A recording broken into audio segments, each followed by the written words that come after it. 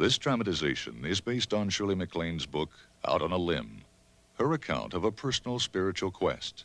Some of the people presented are composite characters.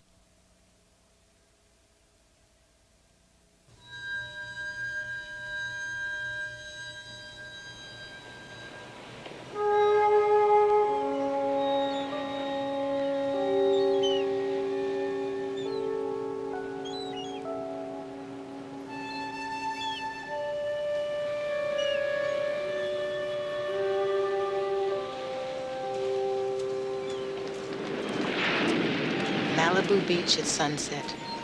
Magic hour, we call it in the movies. It's that time of day between light and dark that always makes me wonder who I am and where I fit in.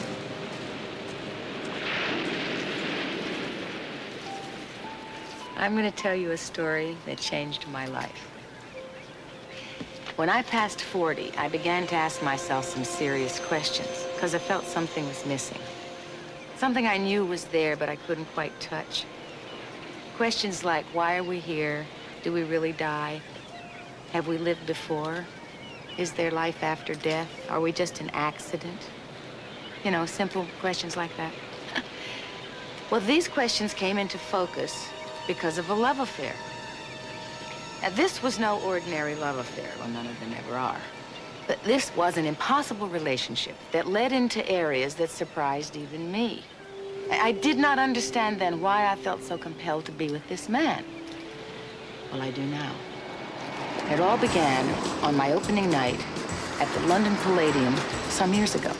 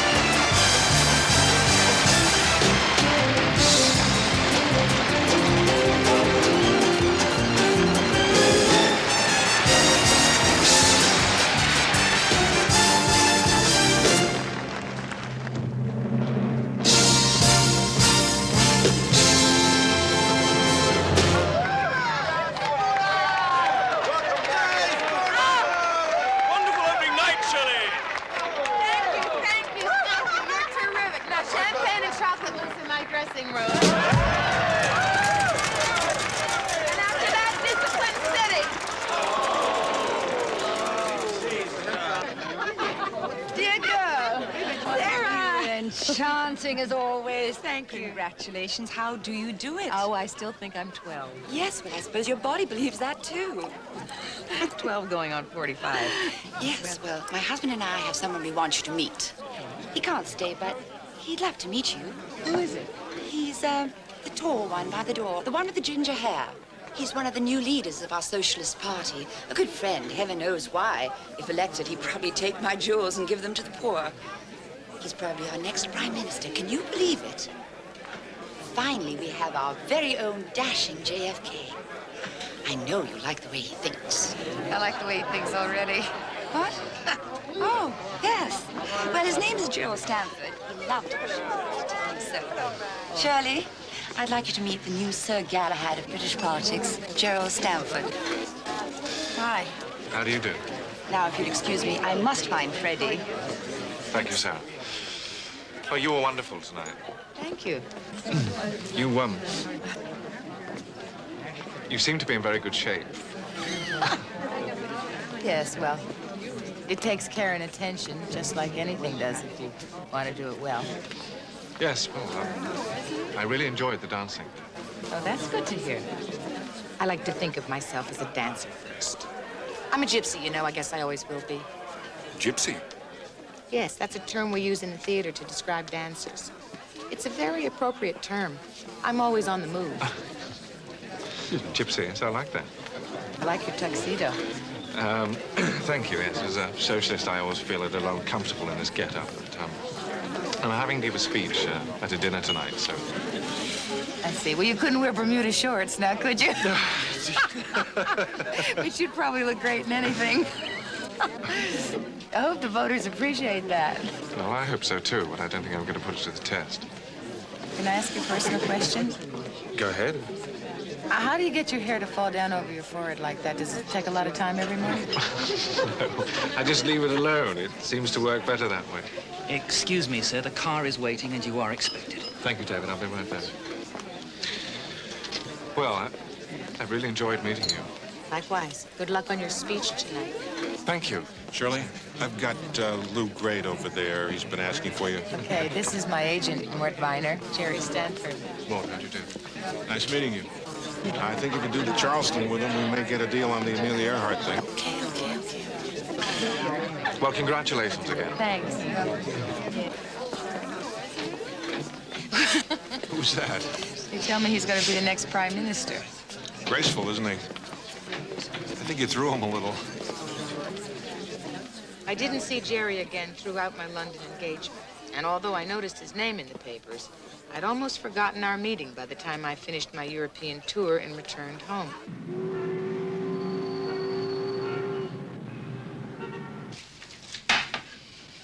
Take your hat off, Bella. You're not running for Senate in the kitchen. I can't. I didn't have time to have my hair done. Don't eat the bread. Come on. I'm going on the diet powders right after lunch. Sure. So, the tour was good, huh? Yeah. You had good audiences? Yeah. You had a good time? Yeah. So, what's wrong? Did you ever feel that you're not seeing what you're looking at because you're not real sure about what you see in yourself? Will you run that by me again? All right. The more I see of the world, the more I feel there's something missing, and I feel the same thing in here. Oh, come on. Look at you. You got everything. What could possibly be missing? Tell the man who drives the Wonder Bread truck with 4 kids to feed that you haven't got it all. I'm not talking about fame and money and success. So what do you mean, you're not happy? I don't know. It's like there's some purpose to being alive, and I don't know what it is. I mean, this can't be everything. It just can't be, can it? I mean, why are we here? Here, in New York. I'm saying there's got to be more.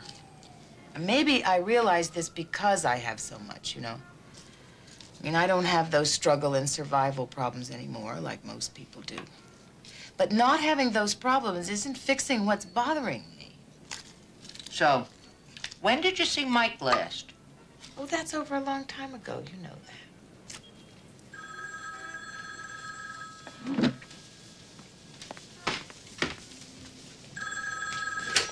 Hello. Hello, this is Jerry Stanford. Who? Jerry Stanford. We met in London after the first night of your show. I was there with Lord and Lady Carlton. They gave me your number. The walk into the closet man. How are you? I'm fine. Will you have dinner with me tonight? Tonight? Yes, I'm here on a conference. Oh. Tonight. Well, All right, I'd love to. Fine, I'll pick you up at about 7:30. I have your address. All right. I am so surprised to hear from you. Really, I didn't I hung up. Who was that? Jerry Stamford.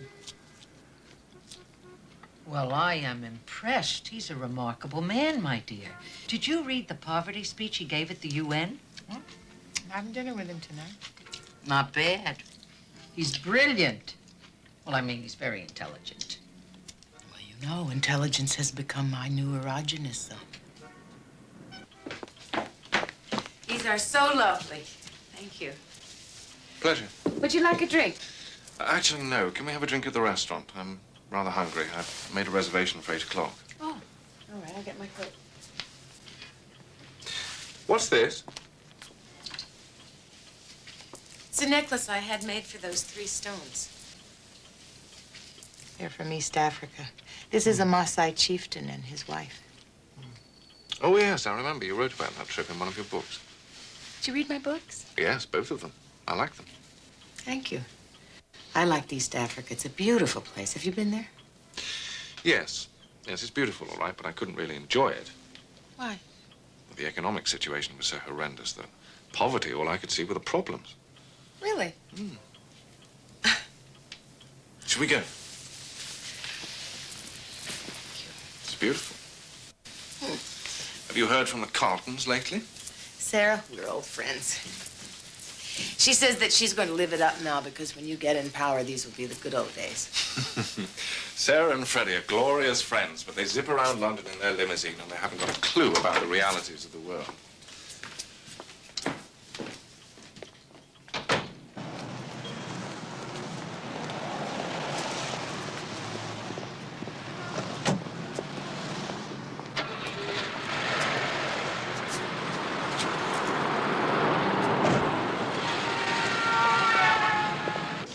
So do you get to New York often?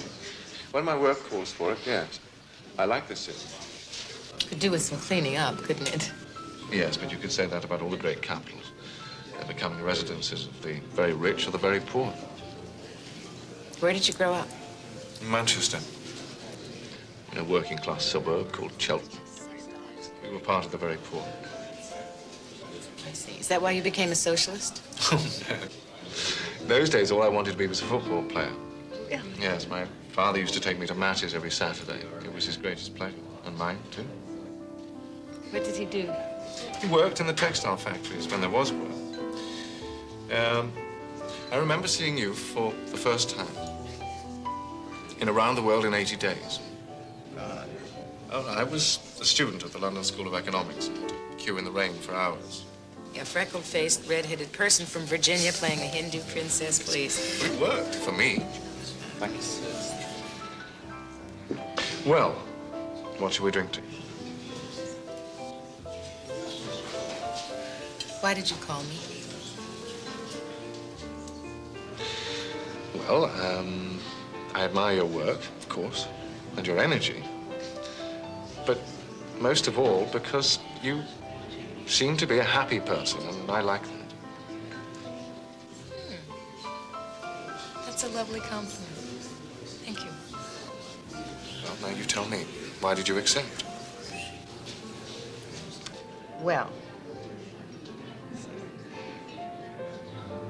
people such as yourself are in a position of power to help change people's lives for the better, and I find that extremely attractive. Thank you.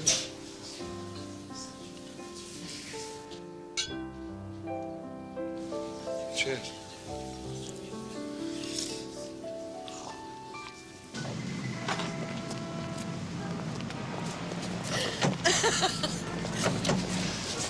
Jerry, Yes.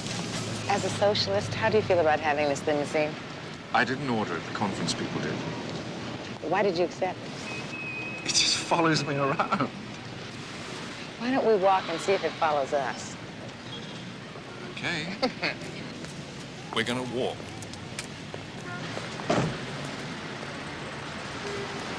What's it like being a socialist when you have to work with communists? Oh, well, they can be very dogmatic and rigid, but they're people like everyone else.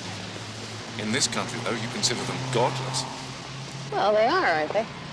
Yes, I suppose they are. But they don't have horns and tails.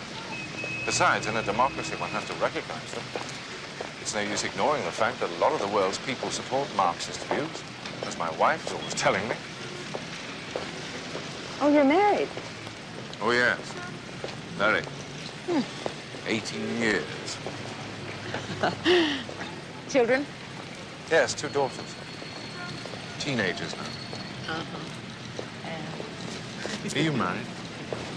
No, no, I'm divorced. I have a daughter, too. 18 years, that is such a long time. How do you sustain a marriage in politics that length of time? Well, my wife gave up a promising career in politics to attend to me. Oh, yeah? What kind of career? She's a committed Marxist. You're kidding. A Marxist? She can be quite rigid and inflexible in her beliefs. But she's as committed to improving the lives of the disenfranchised as I am. What's it like living with a Marxist? Difficult. I see you like autobiographies. Yes, I like books about real people. You have the best biography of Shaw. Yes? Now, you probably know him as a playwright, but I know him as a socialist. Do you know, he spoke out vehemently against the First World War. The only reason he wasn't jailed was because he managed to say what he did with such wit. We British always admire wit. You know, there's a story about Churchill standing up on the floor of the House of Commons to announce the casualty list after all. I felt so comfortable with He him. announced them. He seemed so familiar to me.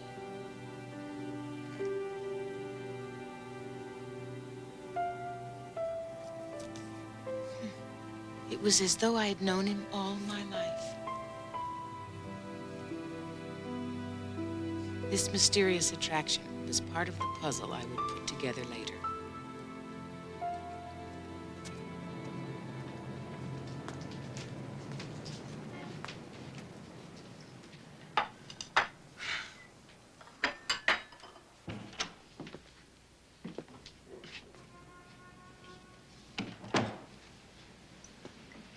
What would you like for breakfast, Jerry?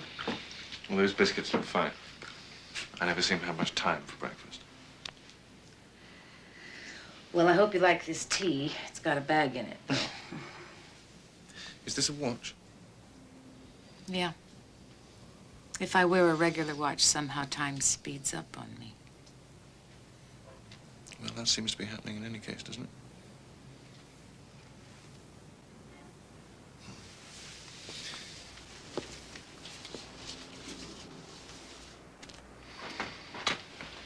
Thank you.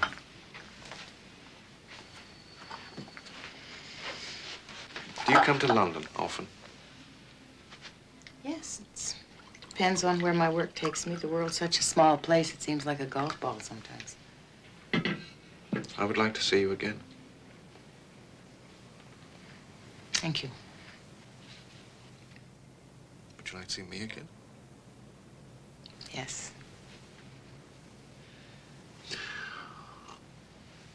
Well, I would like you to come to London to see me. Or Paris. I often have business there. We could see each other in either city. These are the private numbers in my office. Okay. I should go.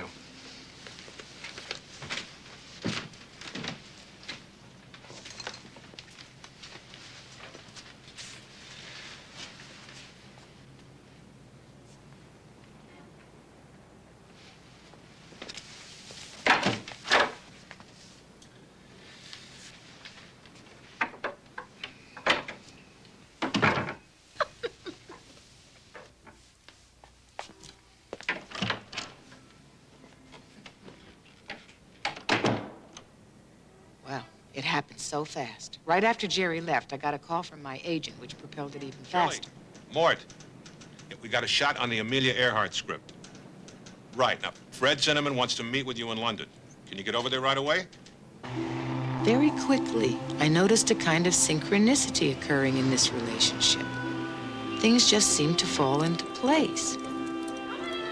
Friends had let me use their apartment in London. I didn't want anyone to recognize me, so I employed the first of my Greta Garbo disguises.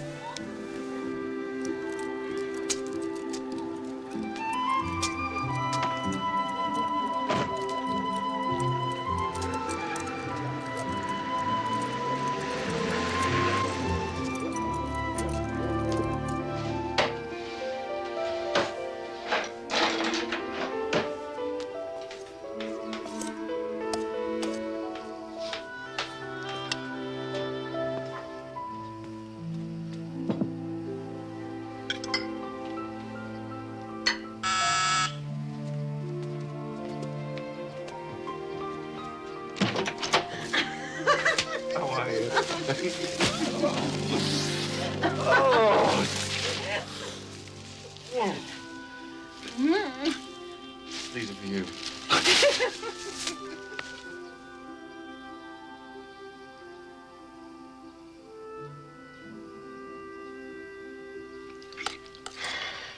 I haven't been able to concentrate on my work. I can't stop thinking about you. I know, me too. You're hungry? Eat. It's really good. Yes, I should eat before I go. What do you mean? I thought you could stay. No, I have to go home.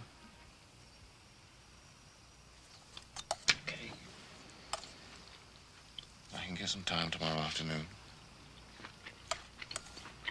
Okay. I'm sorry. This is as new to me as it is to you. But come with me to Paris next week. I don't have that much to do. We could spend the weekend in the country. What are we getting into here, Jerry? I think we're already in it.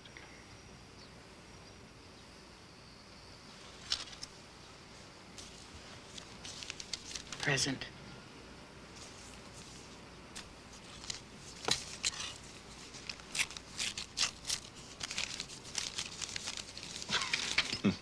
Please. See, it was that hair of yours that really did it for me. Right here. Oh.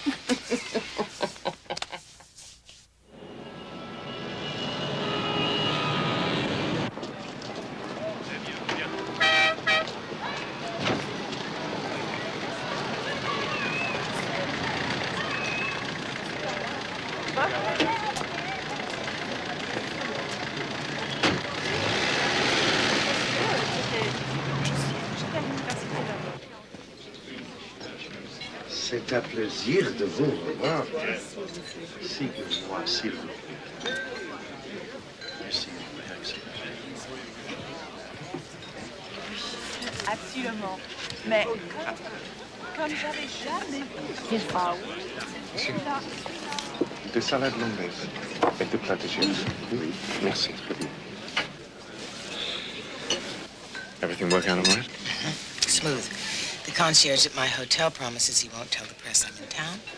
Great. Nobody saw me either. So, let's have a fantastic meal. Tell me something.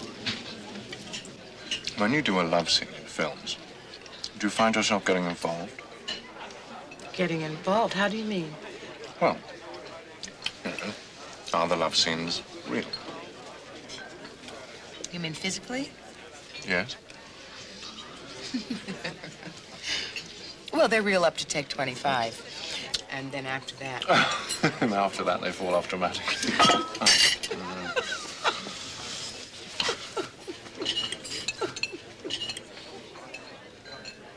Oh, my God, there are 4 English journalists over there. So we're having dinner, so what? I don't want to read about this in the papers back home. Oh, no. Jerry. Well, hello, Jerry. How nice to see you. Miss MacLaine, what brings you to Paris? We're working on a project which I hope pans out. Ah, trying to solve the problems of the world, eh? Well, yes. How do you think the vote will go on the nuclear freeze question next week? Just give me a moment here, will you? And I'll come over and discuss it with you. Good. Nice to see you. Nice to see you. Jerry, stop acting so strange. People can be friends. I think we should proceed at a slower pace. All right, whatever you say. I'm going to have to spend some time with them. Now? Tonight? What about us tonight? That wouldn't be very good company. I need to think. Listen, why don't I just leave Paris, and we could see each other sometime again in the future? No, I don't want you to go. Do you know Saint-Germain-en-Laye? Yeah. Meet me there at that small hotel. There's only one. When? Tomorrow. Jerry. When you started this relationship with me, didn't you know that anything public would be difficult? No, not really. I suppose I didn't think.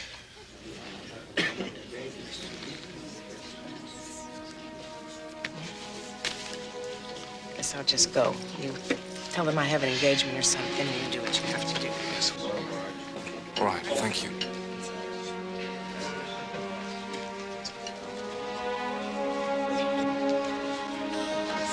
It's really been wonderful. My pleasure. Thank you.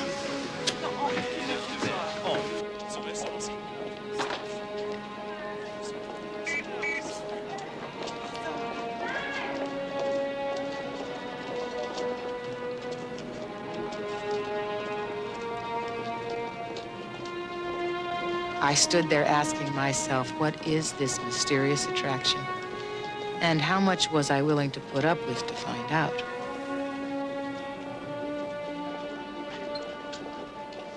Well, we've got plenty of time to get to the airport, dear. Yes, it's a beautiful spot. Big plaisir.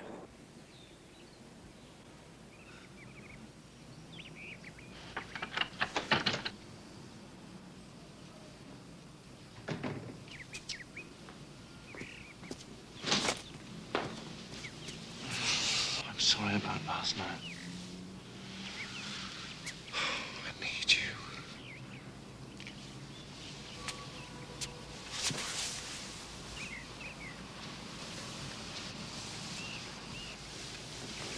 Oh! God.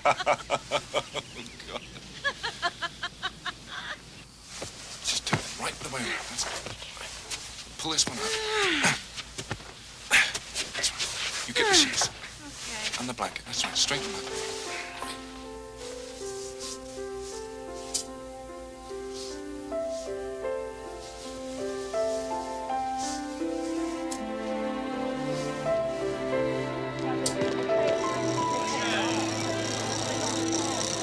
Attention, attention!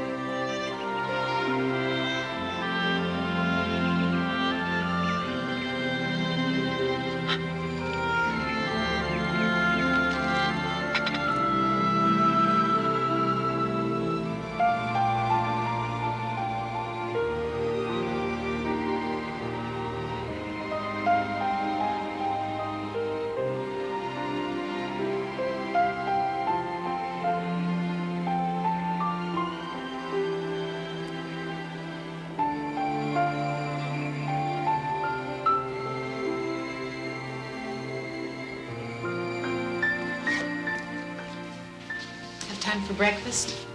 No. Can you find your way back, all right? Sure. I found my way back from wilder places than the French countryside. There you have it. I think you better hang on to this.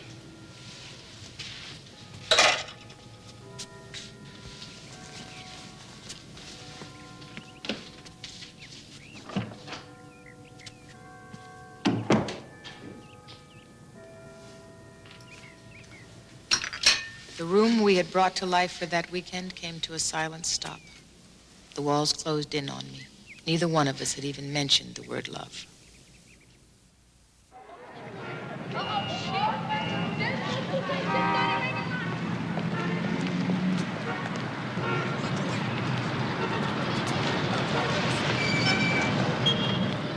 This guy who owns the gallery is a big potential contributor of mine.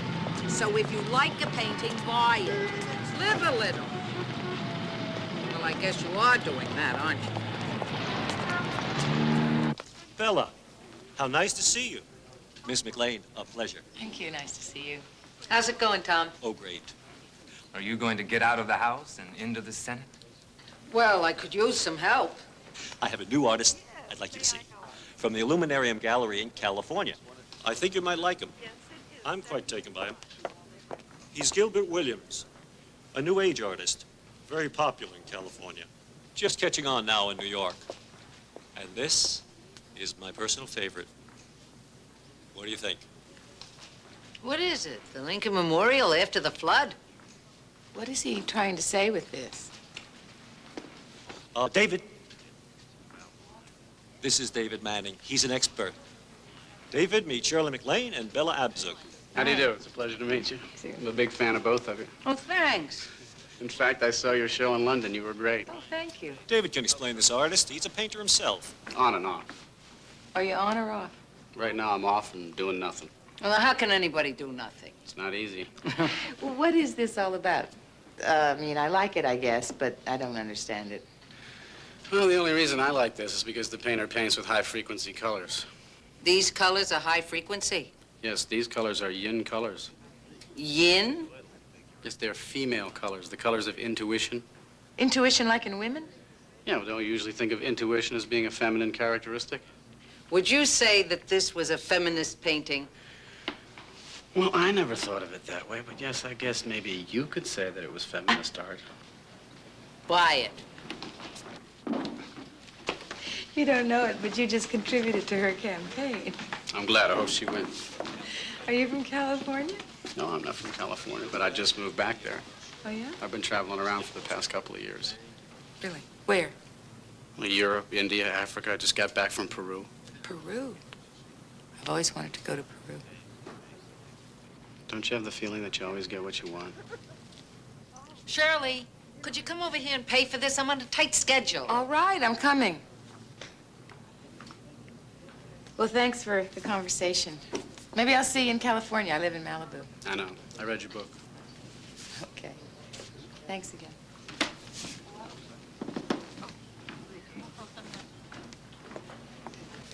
Thank you, darling. I thought I'd give the painting to Jerry for his birthday. Where's he gonna hang it? I don't know. His office, maybe. When are you going back to London? Next week. This is hard for you, isn't it? Yep. The Prime Minister spoke yesterday at considerable length about the government's sensitivity to the issues of the Third World. I put it to him that there is no more sensitive an issue than hunger. People are starving in many parts of this globe, and it's now up to the nations of the world who can act to do something about it now and prevent what I think will be a disaster of catastrophic proportions. But it could safely be argued that Britain has many more pressing problems at home, unemployment. Yes, of course. I'm fully aware of Britain's domestic problems, and I've spoken on many occasions and proposed creative solutions to these problems that this government continues at its peril to ignore. And your initiative today was a simile.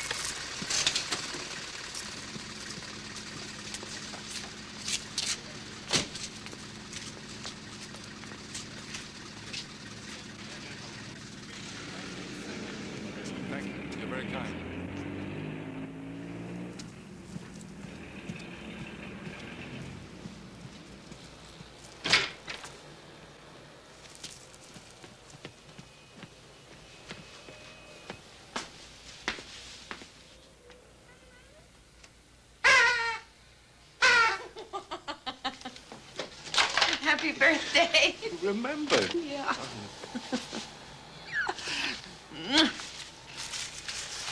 Oh, they're lovely. You know, I can never find vases for these things in these places. Let me go look. Vases. Oh, yes, of course. Vases. How silly of me.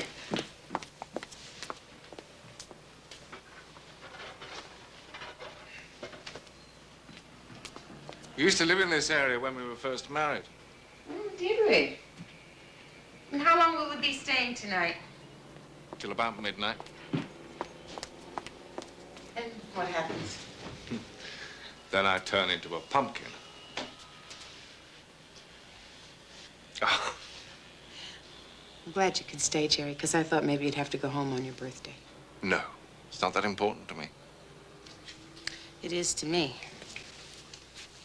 Sit down. Happy birthday. How did you get this on the plane? With great, great difficulty. I had to sweet-talk the flight crew, you see, and I told them that you and I were lovers, and that the entire outcome of your election depended on whether or not I could bring this to you.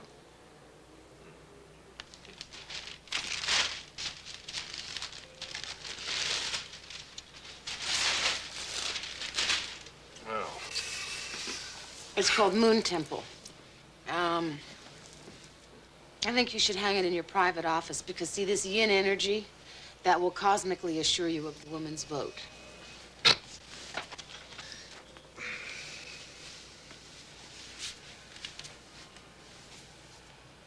I love the color. It's very high vibrational frequency color, they tell me.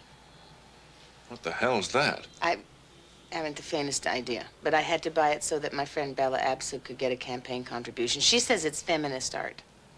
She's the one with the hat, isn't she? Yeah, she's great.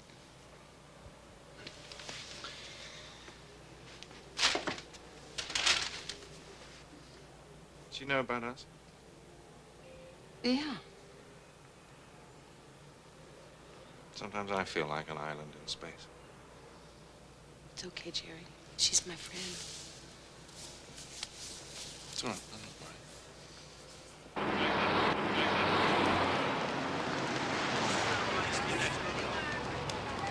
Fresh tomatoes! Fresh tomatoes here!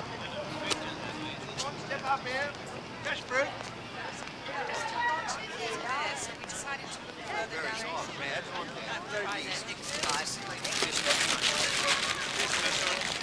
These will be just fine for me, thank you.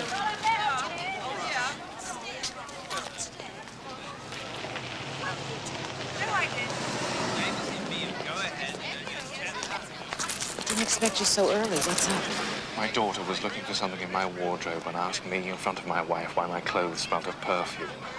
It took me so off guard. I acted really guiltily. Jerry, how was it left? I should think they've forgotten about it by now. I hope so, anyway.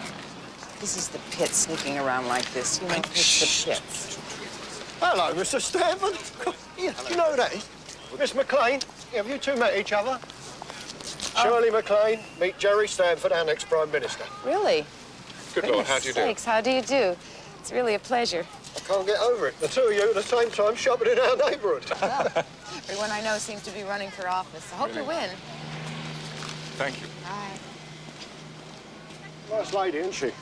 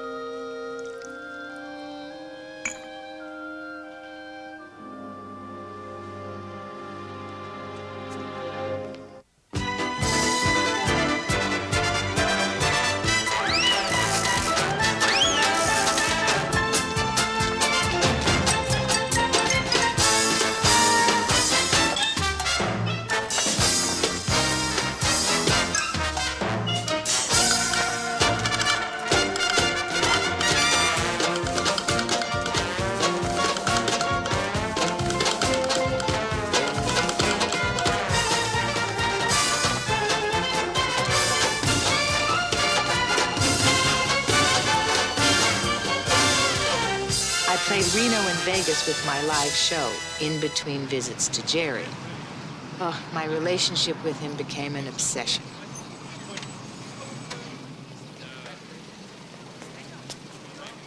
I did begin to have fun with my disguises, though.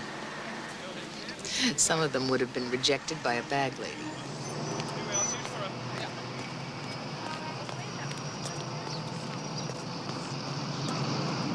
If the government continues with these cuts in what it laughingly calls its housing program, it will be the people below the poverty line who will suffer, and the numbers of these people has been increasing daily. It's no secret that this government has been insensitive to the needs of the ordinary working people of this country. So, in summation, I maintain that the poverty of one individual encroaches upon the comfort of us all. This bill is a step in the right direction. It may be unpopular, but innovation requires courage. We have the courage. You're wrong there. What are you talking about? As I look at the right honourable member opposite, Mr. Chairman, I see a hypocrite and a coward. Supporting this bill requires compassion. He has half a heart. It takes intelligence. He has half a brain. It takes courage, but he is only half a man.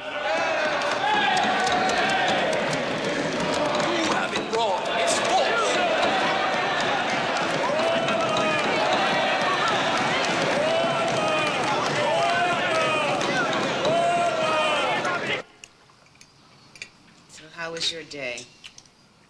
Typical. So, what did you think? You knew I was there. Well, it's hard to miss that disguise. So what did you think?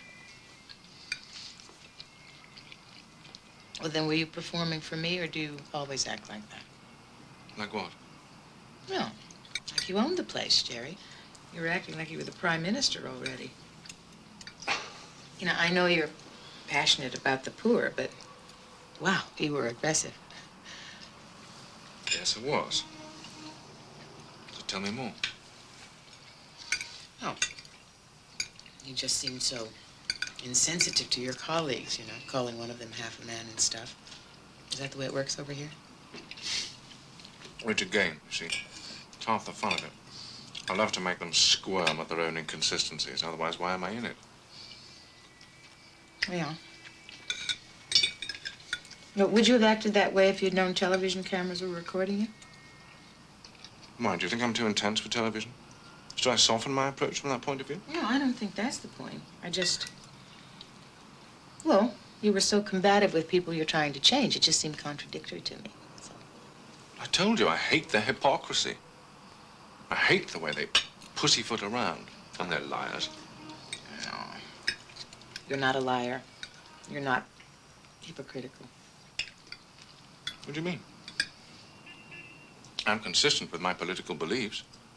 I'll tell the truth even if it's damaging to me. Everybody knows that. Oh, no. There's a lot about you that people don't know. Like what?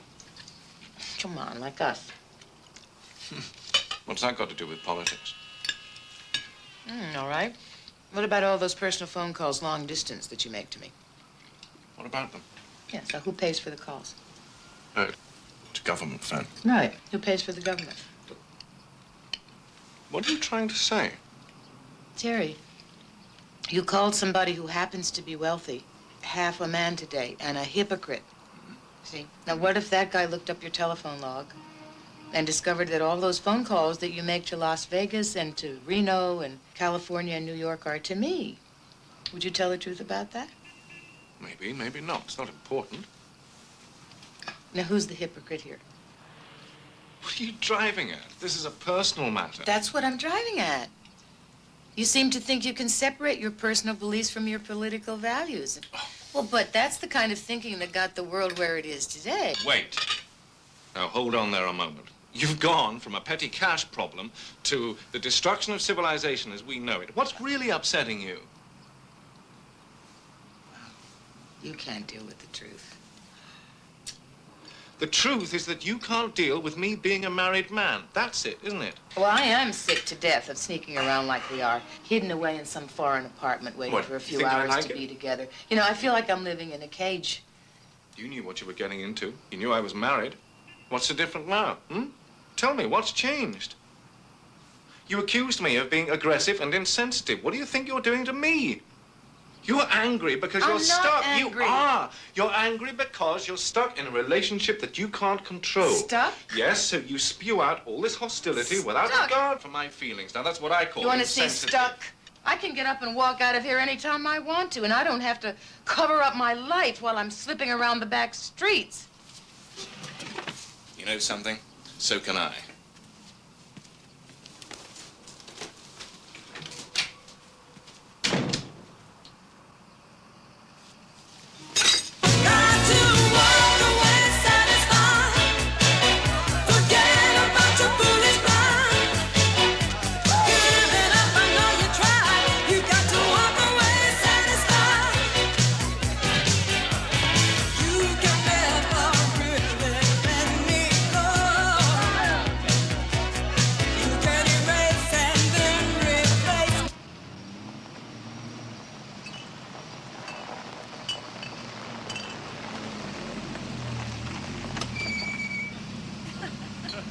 Good night, Shirley.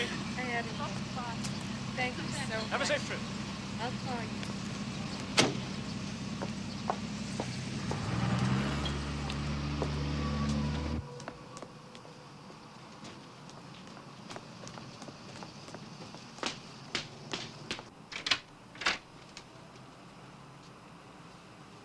Hi. I thought you came to London to see me. I did. So where were you all night? Well, I went out after you left.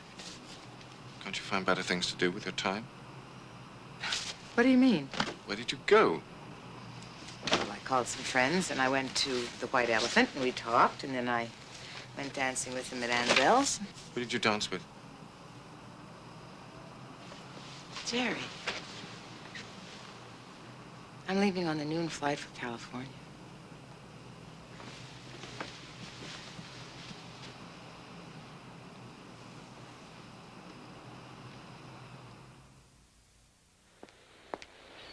I was back in California to rehearse for my new tour. I hadn't talked to Jerry. I was definitely, positively, and certainly not going to call him.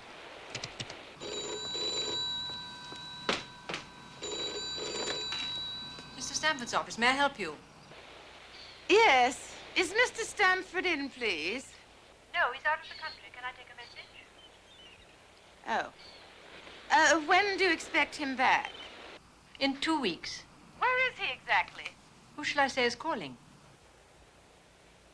Some 14-carat bimbo. Thanks.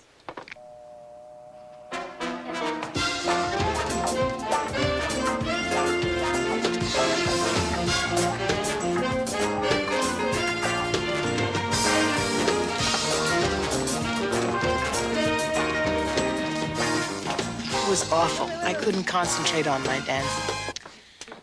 Yet, at the same time, I was so glad I had my work to fall back on. Oh, yeah. And there's a hitch, right? Is it a hitch or just a tap? It's a little touch.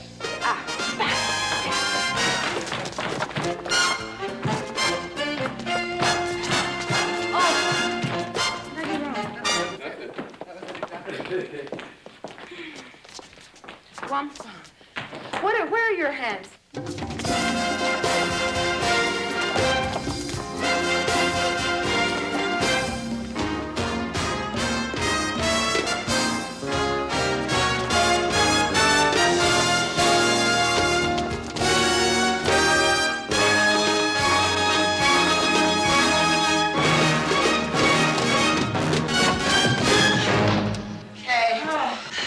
Okay, let's do it again from the top. What? No, I have to build my stamina, really. I gotta sit down with that. Get your hats. We're going to start with Fosse. Okay, you ready? No, I'm not ready. 1, 2, 3. Now I'm ready. Okay.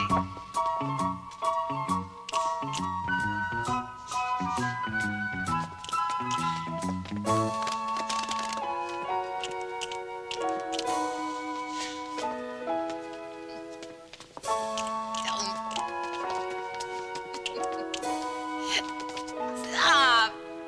Go ahead, take a break. I cannot move when you're making me laugh. What is it, Mort? I'm very busy. It's a hit. What's it about? Can't you tell? The ballet. I know what you're thinking, but I must be firm. I told them I do not dance in movies. Yeah? So they signed Baryshnikov to the part. Mikhail Baryshnikov? No, my tailor, Irving Baryshnikov. Who else is in it, really? And Bancroft.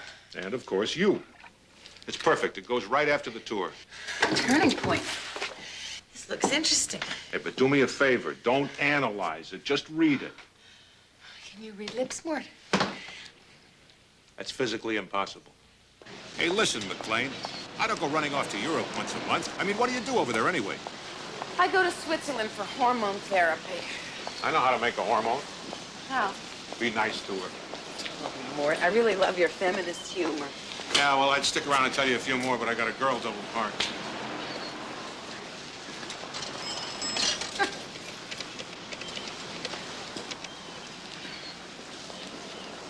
Hello. Thought it was you. The on and off again painter, New York Art Gallery, right? David Manning. How are you? Fine. Any messages for me? Okay. So what are you doing here? Oh, I was over here at this gallery, and they told me that you were over here rehearsing. Yeah, I'm getting ready to do my tour. So, is the painting on again? Well, how'd you like to come over and see some of my work? Some photos of Peru? Okay. I'll be done in about an hour. Great. And maybe after that, you and I could go get something to eat? Well, okay. I can have 2 beans on a leaf. I'm in training. No, I'm not. Okay.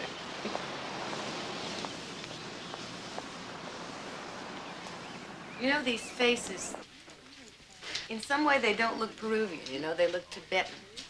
With the high cheekbones and those black almond eyes and the black braids, don't you think? Yeah, well, there's a theory that these mountain people were actually from the Himalayas in Tibet. That they walked across Siberia, across the Bering Straits, came down through North America, and eventually settled in South America in the Andes, which are in Peru. Oh, that was a long walk, wasn't it? Mm-hmm. Did you study anthropology or something? No, I just read a lot. Want to go get something to eat now? Yeah, but tell me something first.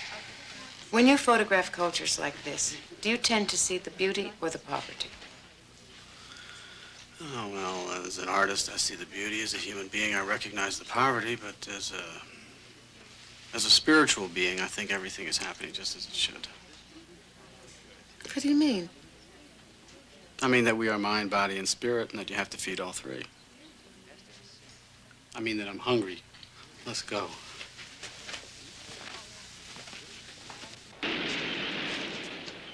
I thought about what David had said.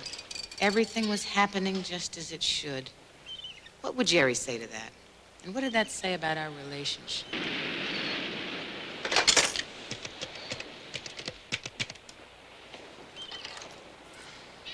Hi, did I miss any messages? Okay. Thanks.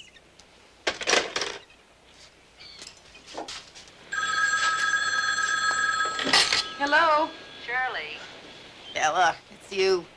What kind of a greeting is that? I'm sorry. How are you? You can hear it in your voice. He still hasn't called. No, he hasn't. Why don't you call him? Because I don't want to. He's dealing with hypocrisy, guilt, and deceit. Sounds like a Washington lobbyist. Bella. Well, you know how I feel, darling. Nobody's good enough for you. When do you go on tour? 1st of next month. How you feeling? Surprisingly okay. Okay, that's all I called for. Thanks, Bella. I love you. I love you, too.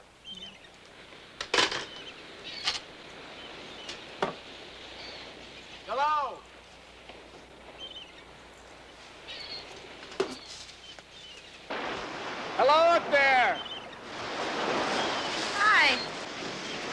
me again. You want to go for a walk? Okay. You hungry? Always. Okay, I'll just change and I'll bring you some.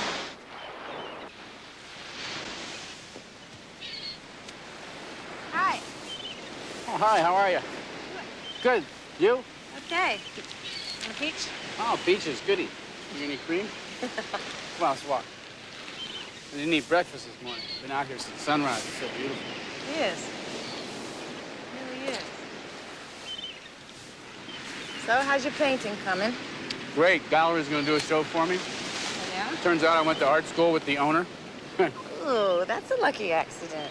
I don't believe in accidents. Everything happens like it should.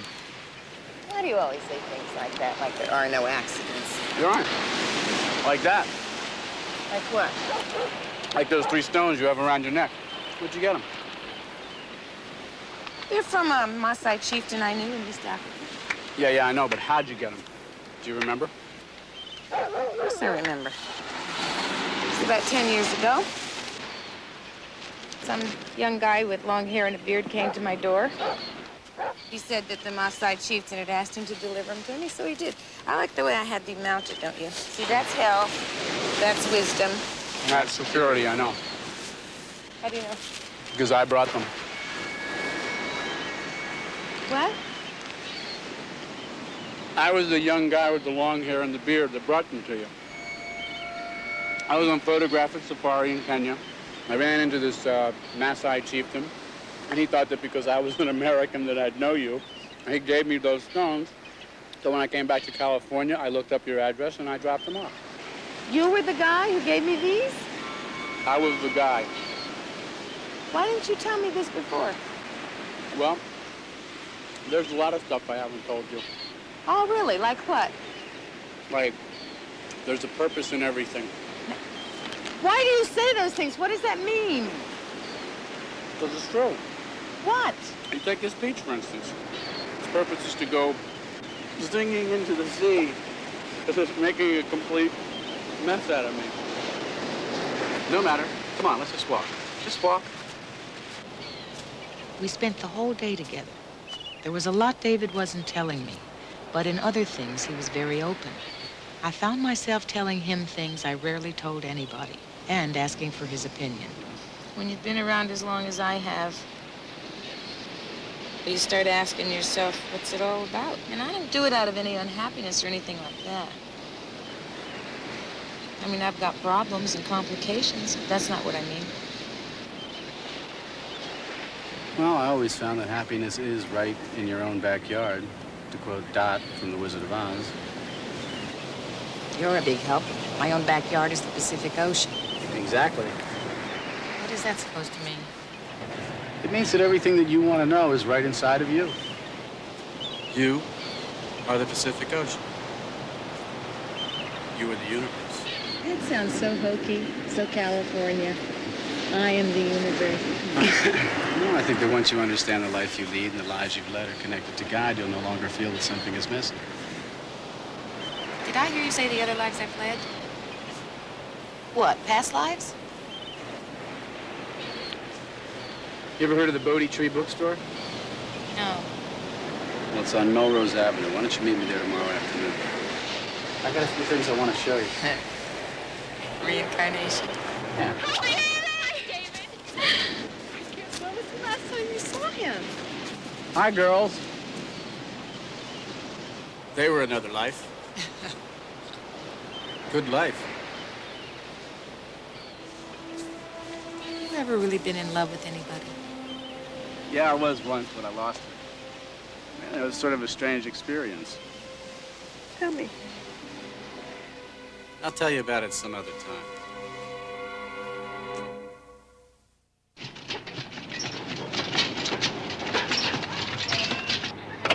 Judas H. Priest, Peter B. the Baptist, and George W. God from Greensboro, as my father used to say. Looks like a flat tire. This is not my day. Must be a reason. Spare me the metaphysics till we get in the bookstore. Come on, I'll help you change your tire. I don't want to change the tire. That's why I have a rented car. They do all the work. I don't own a car. I don't want to deal with it. What is this place?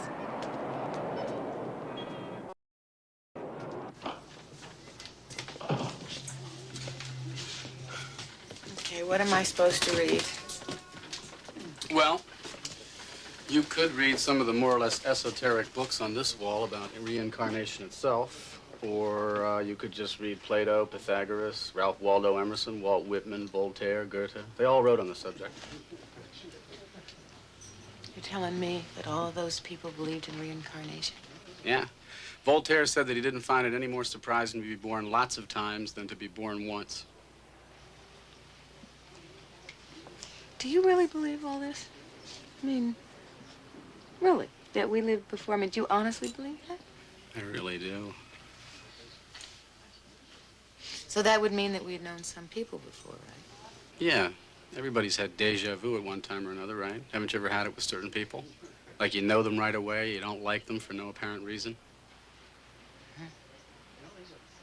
I have felt those things, yes, but I kid around about those things. Well, maybe it's more important than that. So, dig in. And I figured out why you got that flat tire. Why? Because you're supposed to spend a lot of time in here. I'll be around. Oh, boy. There are a few times in your life when you can point to a simple act and say it changed everything for you. I guess it was meant to be, just as David said. It felt almost guided. From that day on, I began reading everything metaphysical I could get my hands on. Starting with the doctrine of reincarnation, I learned that it was as old as recorded history, that the Greeks, Egyptians, Buddhists, Hindus, all believed in the eternalness of the soul, which came back lifetime after lifetime for the purpose of learning. And karma was a companion to reincarnation, karma being the law of cause and effect. What we put out, we get back. And I learned that what a soul sows in one lifetime may not be reaped till a much later lifetime. That was what was known as cosmic justice.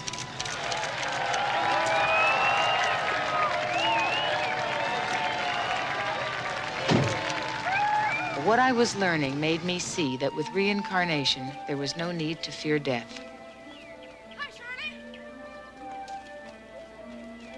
It made me think differently about the world and what was going on in it. It made me think about my own life and the people in it. And that's when I got interested in whether or not Jerry and I had known each other before. Was that why we felt so compelled to indulge in our impossible relationship? Could it be that we had things to work out from another lifetime and we were using this lifetime to do it in? Hello? Who? Jerry! Hi! I've been saving the taxpayers' money. You may have noticed. Yes, I noticed. Well, how are you? I hear you were out of the country. Yes, I had to go to Brussels. I've just got back. So, how's the election? Fine. Are you still going on tour? Yeah, we're going to Australia, Japan, then Mexico City. How about Hong Kong? No. I have a conference there in about 6 weeks. I'll have to browbeat my agent, see if he can get us a theater. I miss you. I miss you, Jerry. I want to see you. I miss you. Let me see what I can do, okay? I'll call you tomorrow. Okay, listen, I wanted...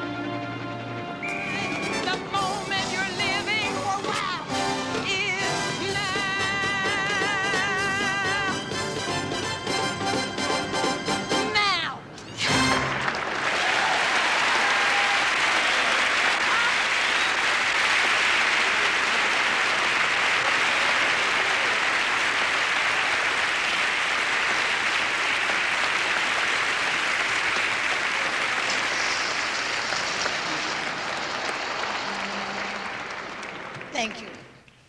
You know, I've been doing a lot of thinking lately. Have you ever wondered whether you might have lived before?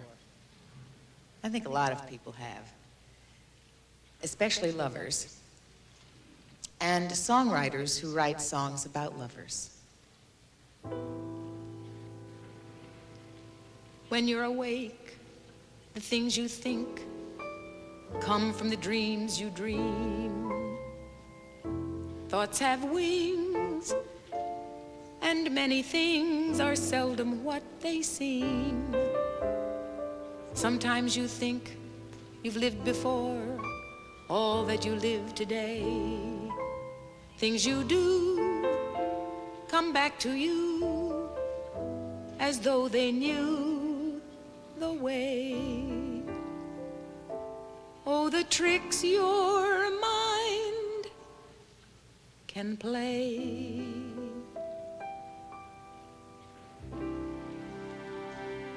It seems we've stood and talked like this before. We looked at each other in the same way then, but I can't remember where or when. The clothes you're wearing are the clothes you wore. The smile you were smiling then, but I can't remember where or when. Some things that happened for the first time seem to be happening again. And so it seems that we have met before and laughed before and loved before, but who knows where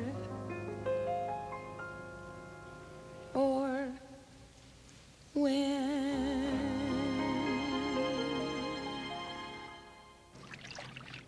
I've got the conference all day tomorrow. But I was thinking tomorrow night we could maybe have dinner out in the new territory. It's terrific, Jerry. Because we're dark tomorrow night. So, how'd the show go? Great. I put in a new number. I put in a number called Where or When, a Rogers and Hart tune. Do you know it? No, I don't. Oh. Well, it went great.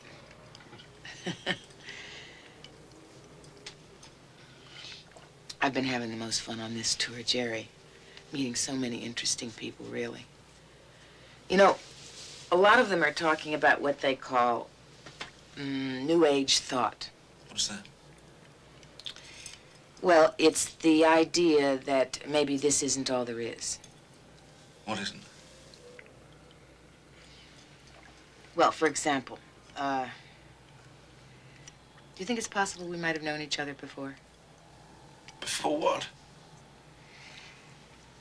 Known each other in another lifetime. Reincarnation, Jerry, you know. Reincarnation? Oh, I see. You believe in it. Of course I don't. Why do you say it that way? Because it's a fantasy. It's for people who can't accept life as it is here and now. But some of the greatest minds on the planet have believed in it and believe in it now. Surely. It's the most obvious way the rich control the poor. Look at India. Those poor sods believe it because they haven't got anything else. If they weren't so obsessed with life being better the next time around, they'd pay more attention to what's happening to them now. It would make my job of helping them a damn sight easier. Yeah, but see, my point is that if over a series of lifetimes, we all might have been rich and poor, and there was a good reason for each. There's no justification for poverty. Life is what you make it now, not the next time round. Well, I guess everybody's got their own truth.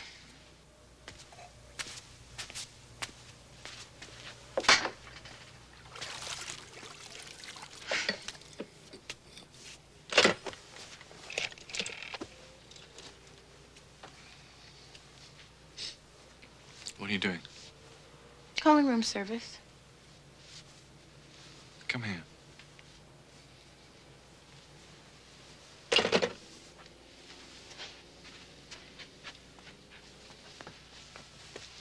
I thought we agreed that this was going to be the perfect romantic time together. No big issues. Just us. Okay.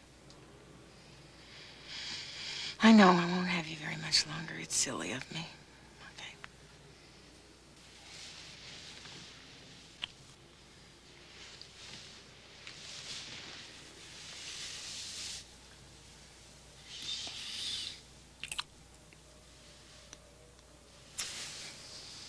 It seems we've stood and talked like this before. We looked at each other the same way. But I can't remember. Wherever, when.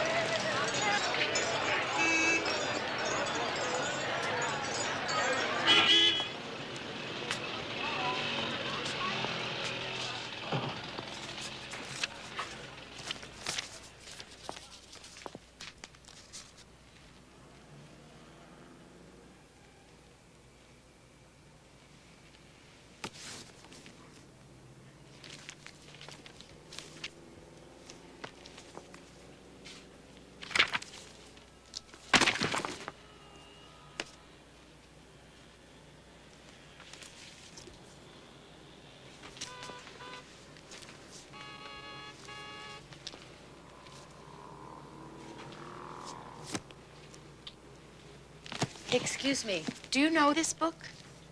Which one is that, dear? A Dweller on Two Planets? Oh, yes. It's a classic in metaphysical literature. It was channeled by a young lad of 18. What does channeled mean?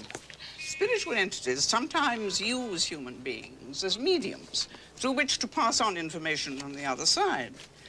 Apparently, the spirit guide who spoke through the boy told about an earlier incarnation he had had in Atlantis. It's quite wonderful, really. Really? Well, it was the strangest thing. I was just standing here reading, you know, and this book fell right smack into my hands. Those kind of things happen to me quite often. Like now. Haven't we met somewhere before? Well, I'm playing down at the Majestic Theater. You might have seen my show or something. Of course. Shirley Jones. No. It's MacLaine. Oh, that's right. You're wonderful. Thank you. I love talking about spiritual matters. We in England have a rich tradition in it. Perhaps you've heard of the British Society of Psychical Research, made famous by Sir Arthur Conan Doyle. You know, Sherlock Holmes. Oh, yes. Yes. They've been studying the phenomena of mediumship for quite some time now. Of course, you Americans have Edgar Casey. Who? He was known as the Sleeping Prophet. There are lots of books on him. I believe we have some. Yes, here. The information he channeled when he was in a trance is absolutely thrilling. You know, it never occurred to me that souls could actually be speaking from the spiritual dimension. Oh, yes. These souls are communicating to us until they decide to incarnate again. See, I never made that connection before between souls waiting around and reincarnation. No one really dies. All souls are alive. But some are in this physical dimension and some are not. That's a lovely thought. It is, isn't it?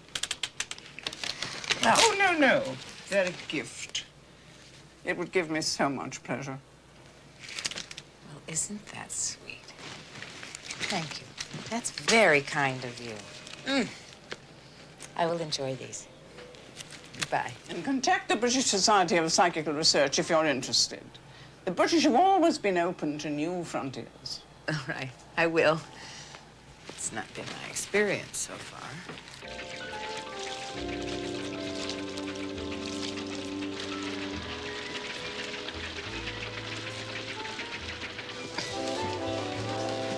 Have you ever thought about giving us up?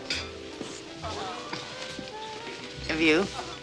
No, I haven't, but have you? Oh, no. Good. Look, I know you're on this tour, but I'm going to be in Hawaii next month for a conference. Any way that you can make it? Really? What are the dates?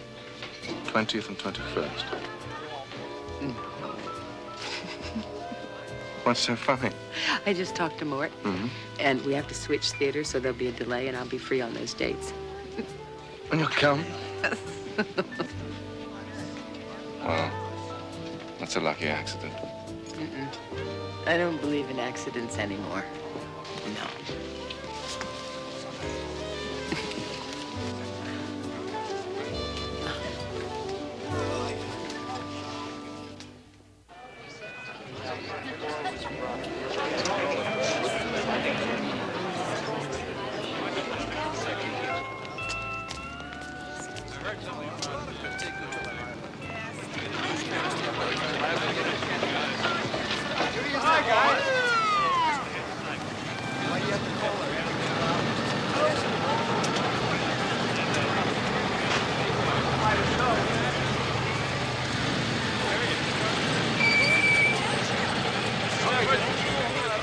Can we have a word, please? One picture over here. Yeah, good. We wanted to find out. We got one shot here.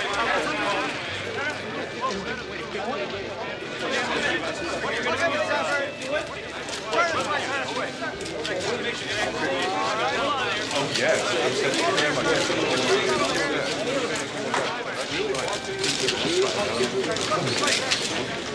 Yeah, yeah. Every single time.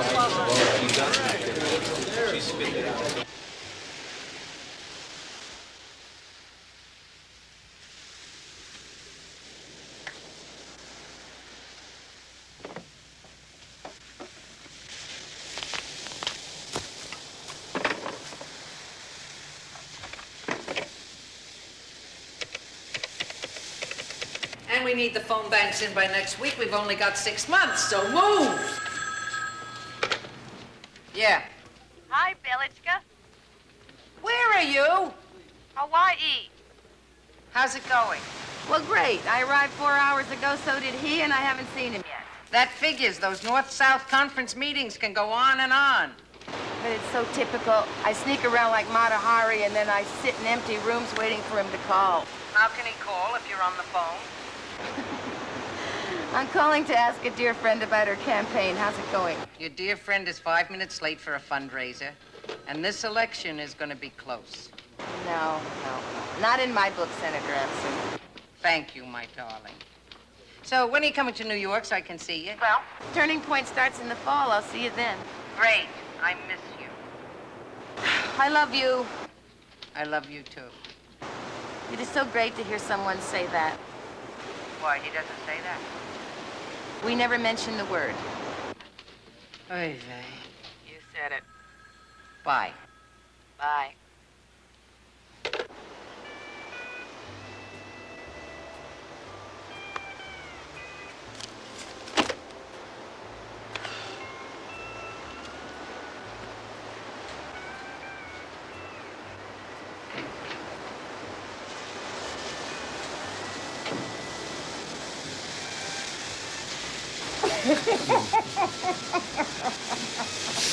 We must never move. We must stay here for the rest of our lives.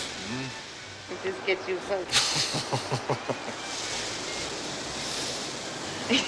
It's you. It's really you. Come with me.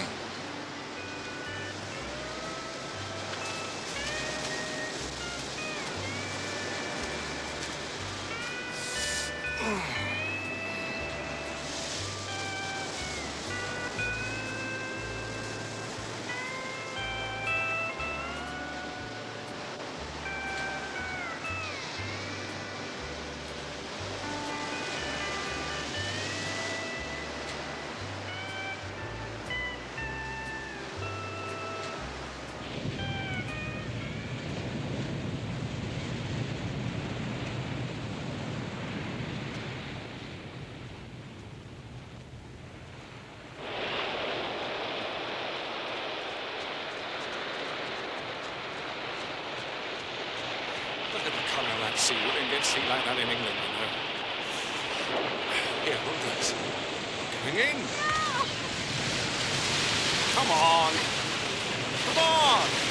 All right.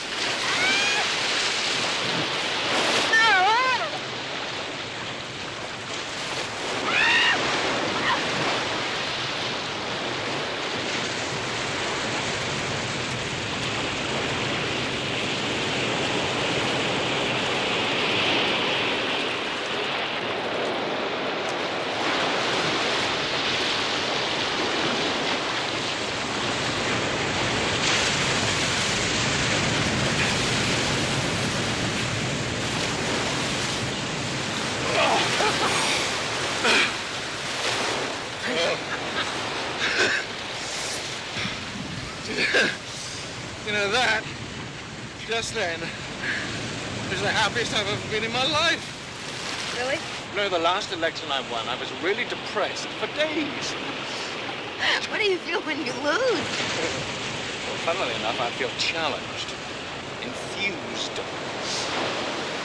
If I don't have struggle in my life, I'm not happy. Struggle. I really must look into that, You mustn't I? must look into that. Shut You must up. look into it.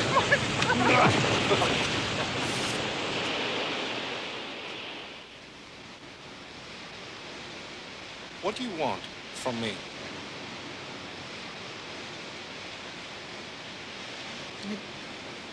Want us to be happy when we're together?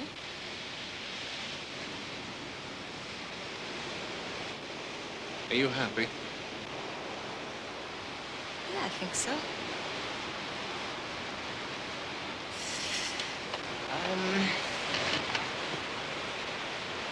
But I've been spending a lot of time lately thinking about whether or not I might have lived before. And if I knew more about that, I'd be a lot happier. Are you serious? Yeah. Jerry, the first time I met you, I felt I'd known you before. Does that sound crazy? No, I suppose not. Somehow I recognized you. It was the deepest feeling. Like a memory, almost. And our meeting wasn't an accident. It was inevitable. Destiny, as the poets would say. Yeah. I know that there's something much, much more going on this planet than meets the eye. That I know. Tell me what you think it is. You know. Something to do with the spirit. You know something, when I think this way, it makes me feel so happy. Like there's a God, and you and I are both part of it.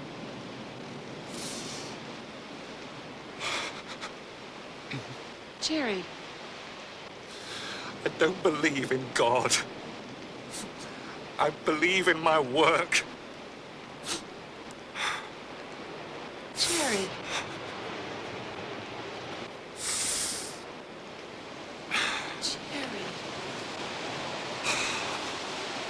I love you.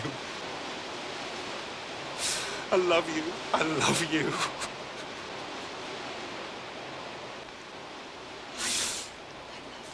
I love you. I love you. Why has it taken me so long to say that? And it doesn't matter now because we both said it. Oh, God. How am I going to reconcile you with the rest of my life?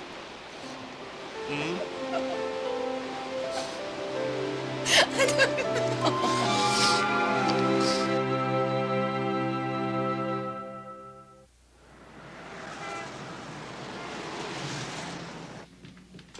I lost by less than 1.5%. It was the men. 2 liberal men carved up 1 liberal woman who could have made it happen. But that's water under the bridge. Did you see Martin? Yeah. He's writing a book about our life together. He doesn't want me to read it. It's probably just as well. So, how's Turning Point doing? It's going great. We shoot in front of the Russian tea room tomorrow, and next week we go back to California. So, What do you want to talk about? Jerry. I don't know what to do about it all. Think he's gonna leave his wife for you? No, I don't think so. I don't even want him to. Well, something's gotta give. I mean, Hawaii was pretty intense for both of you. Yeah, it was. Oh, Bella. I can't help having this feeling that I'm involved in this relationship with Jerry for a reason bigger than I'm aware of. What do you mean? Like we've met before, in another life. In another life? Yes. Yeah. You're crazy. Listen to me. Just hear me out, okay? What do you mean you lived before? I mean, you have some proof of this? Of course I don't have any proof of this. It's a feeling. You know, reincarnation. Oh, brother, these are the guys I see on the corner in the orange sheets with the bald heads ringing their little bells. Shirley, let's get serious here. I mean, you're a practical person with a practical problem. You want to go live in London? No, I don't even want to go to London, not with his wife living there. Why? She's probably part of this past life thing, too. I wouldn't be surprised. Oy vey. Oy vey was right. I returned to California. There seemed to be no convenient way to see Jerry. And even if there had been, I wouldn't have known what to say to him. So I continued my reading. And then I began to take notes on how I was feeling and what that might mean to the relationships in my life. David seemed to be the only person I could talk to. Do you think it's possible to love someone who doesn't believe in God? I think it'd be a tough go because it's like saying that they don't believe in themselves. Isn't it difficult to love somebody who doesn't love himself? Yeah, it's like they don't know who they are, you know. I mean, if you don't know who you are, you can't love yourself. Don't you ever get frustrated when you feel like you're not really being yourself? Yes, all the time. Right. That's what all the masters have tried to help us with. What masters? You know, Christ, Buddha, the Indian avatars. They were really just master politicians who went right to the root of the problems in society, the individual.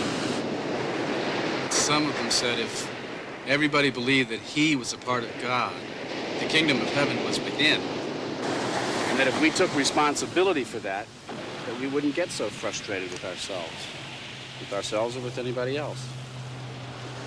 But it seems like it takes multiple lifetimes to come to that simple realization. Why isn't reincarnation in the Bible? Why isn't it taught in Christianity? Ah, well, that brings us to the controversial Second Council of Constantinople in 553 AD, which was so dominated by the Emperor Justinian that the Pope, in protest, refused to attend. So, Justinian got his way. And in spite of the fact that reincarnation could be found in many of the writings of the early church fathers, his council condemned the idea of the pre-existence of the soul. Emperor Justinian? What do you want to do a thing like that for? Well, I guess once you get used to the idea of being an emperor, you don't want to have to believe that someday you might have to come back as a pig slapper. Yeah, but why did the church go along with it? Well, I think at first Justinian pressured them into it, but then later I think they went along with it because they just didn't want people to assume their responsibility for their own karmic destiny.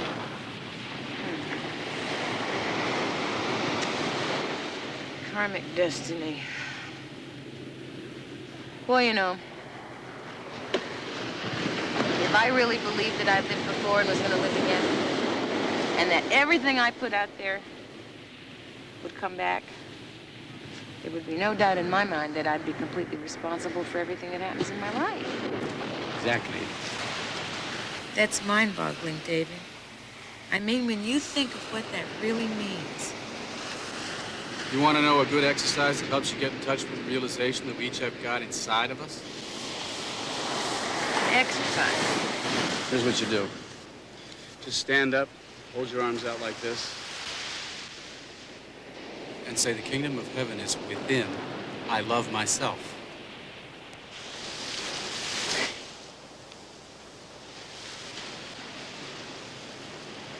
The kingdom of heaven is within. I love myself. No, wait, better than that. Say I and God are one. No, wait. Better than that. I got the best one. This is the best one. Just say, I am God. David, I can't say that.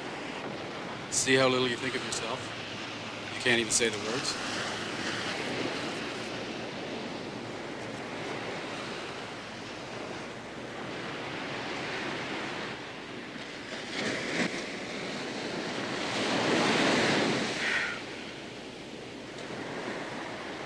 I am God. I am God. A little louder, please, with maybe a little more conviction.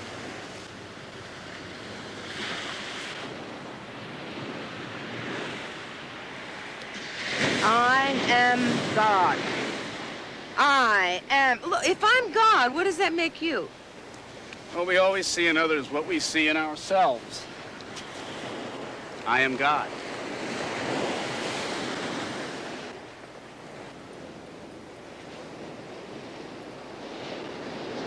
I am God. I am God. I am God. I am God. I am God. I am God. I am God. I am God. I am God. I am God. I am God. Not you. I am.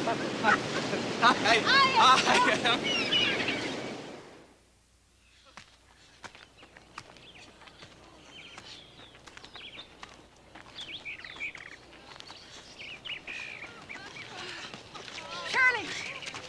Katerina! Oh, how are you? How are you? I see you're out torturing the inmates. Of course.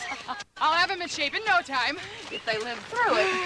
Harriet! Yeah? Keep them moving. Okay. And if you live through it, you'll love her as much as I do. Let's get going. I think I'll walk with you for a while. Great. So, I hear through the grapevine you're finding yourself drawn to spirit. Is that true? Yeah, I guess you could say that.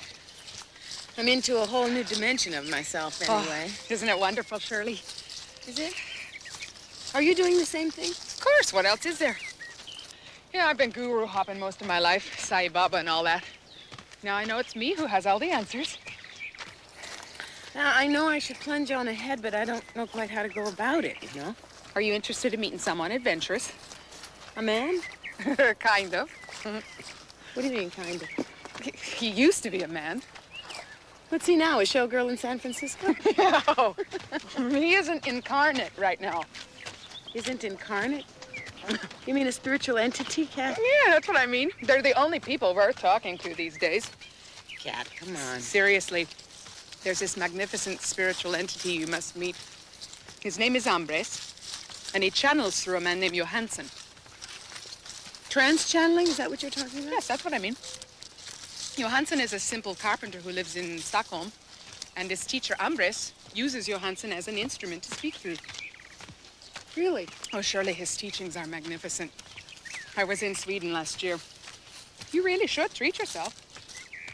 Stockholm, huh? Don't you need to buy a pair of skis or something? Wouldn't you like to see Brigitte again? She knows Ambres, and she could translate for you. No, I need a mountaintop I can sit on.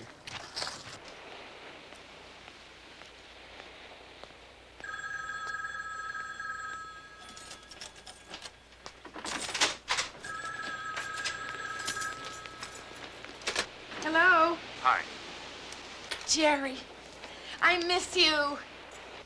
Yes, I miss you, too. Can you meet me in Stockholm next week? Stockholm. Stockholm, Sweden? Oh, God. The synchronicity. What? Nothing. I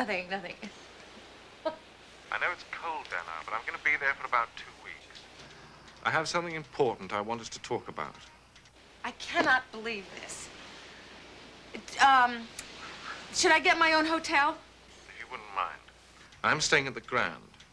Now, if you phone me on Monday morning, use the name Edwards and leave a message with the number of your hotel. Okay. Jerry, I love you. I love you, and I want to... Jerry was so romantic whenever he said goodbye. And then it hit me. What did he want to say to me? Was he going to propose something more permanent? Oh, boy. Was I ready for that?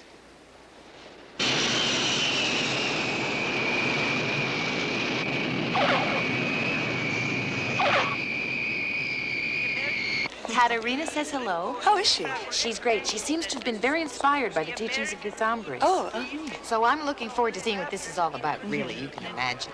Yeah, all kinds of people are coming to see Ambers now. He's getting very popular, telling people about their past lives. Ambers teaches us that we all have the power and knowledge to do anything we want to, that our positive energy is awesome. What does he say about our past lives? He tells people about them, but he always insists that this lifetime is the important one. You'll see for yourself when you meet Ambers Thursday. Oh, dear. Thanks so much for picking me up at the airport, Brigitte. You make me feel so well. We're glad to do it. Swedish hospitality. I know. If there's anything we can do for you, just give us a call. Thanks, Lars. I have some other things I have to do while I'm here, but I'll see you Thursday for sure. Indeed you will. Thank you again. Bye-bye.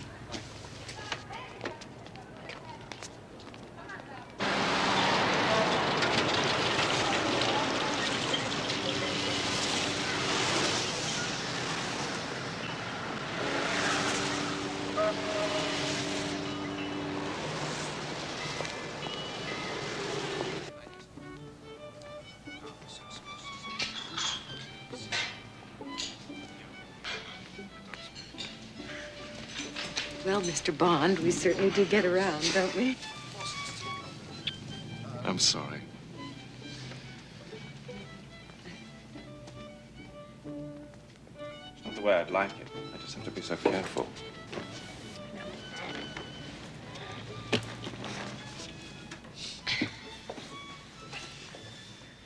You'll have to change your hotel. What else is new? Do you want some coffee or cognac? Right? Coffee would be fine. Excuse me. Can you bring some more coffee, please? Thank you.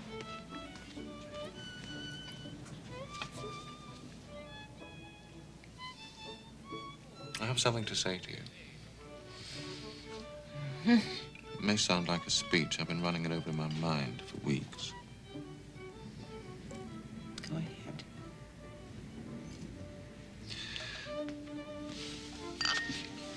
You're welcome. Thank you.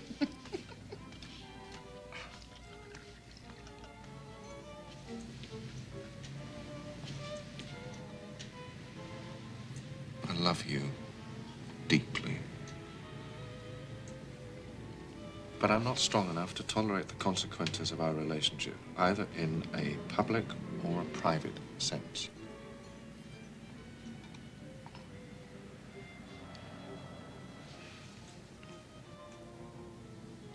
Oh, I know it's a terrible thing to say, but our relationship could lose me this election. I can't do that to my party, and I don't want to lose my seat in Parliament. And my wife and my children have been so patient with me over the years. I can't do anything to hurt them. There have been times when I've worked to the point of exhaustion, and they've tolerated it. Do you see how morally unacceptable this is to me?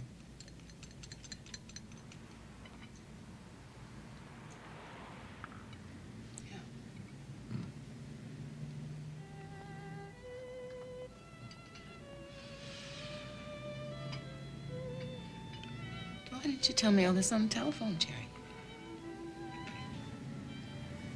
Because I was afraid I wouldn't see you again. I love you.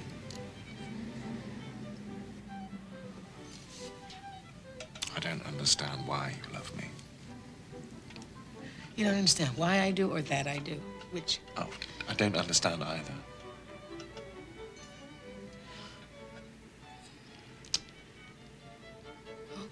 should I do? It would make me desolate if you left me.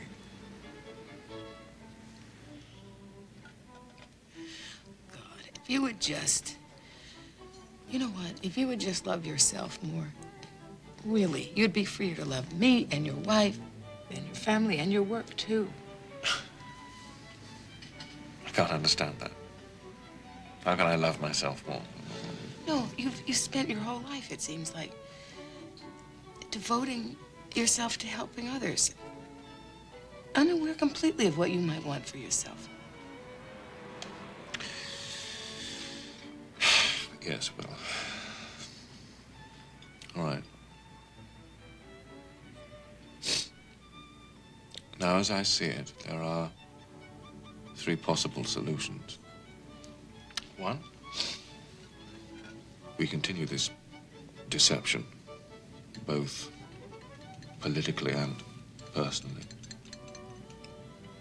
2, we affect your solution. And 3, Wait a minute, wait. What's my solution? to leave me and walk away. And 3, to reflect a little longer. That's what we're doing. We're reflecting. Right here. Isn't that what we're doing? Yeah, yes. All right, to recap this. I don't want to mess up your marriage or your political career. I just want us to be happy with the time that we can spend together. That's all I want. Well, I guess that buys more time, as you politicians would say. Yeah, quite.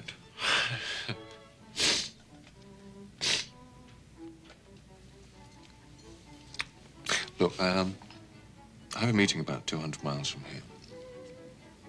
I won't be back till the day after tomorrow. Can you find something to occupy your time? Sure I can. I'm very resourceful, you know. I have some things I want to do while I'm here anyway. What's that? Oh, it's... I'll tell you about it when you get back.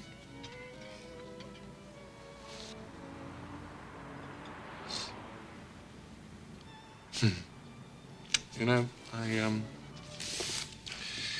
I like to be admired. And the irony is, not by those people who really mean something to me.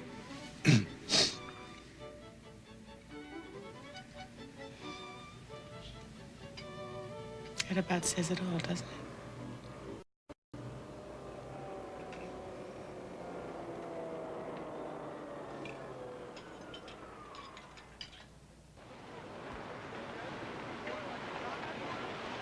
I left my problems with Jerry behind me in Stockholm. An hour outside of the city, I was going to meet my first trans-channeler.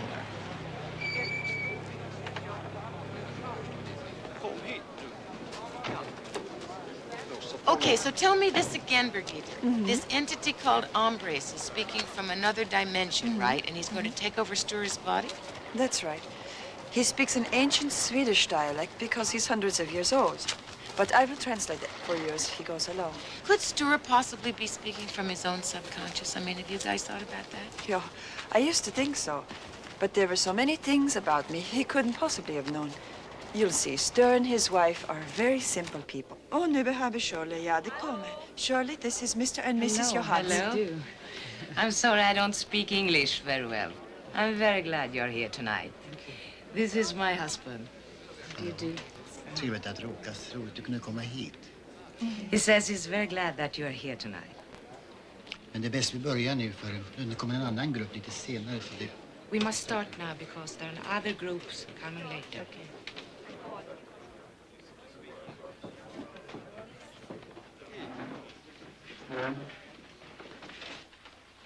Kan vi få stillhet?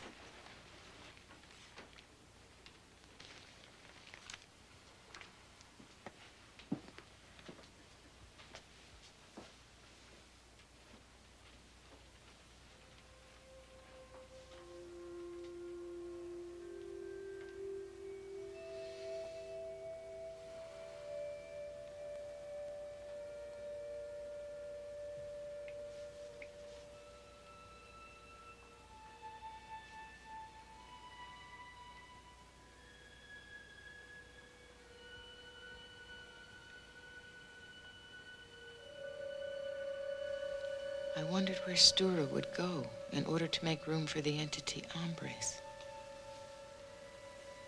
Then suddenly, Stura's right hand began to shake. Birgitta said there was always an electrical vibration whenever Hombres was about to enter or leave his body. Jag välsignar detta tempel och den som befinner sig häri. Välkommen, Hombres.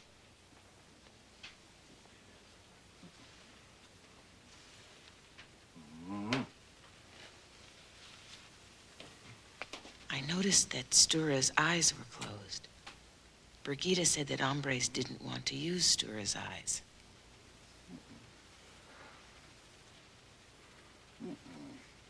Se där.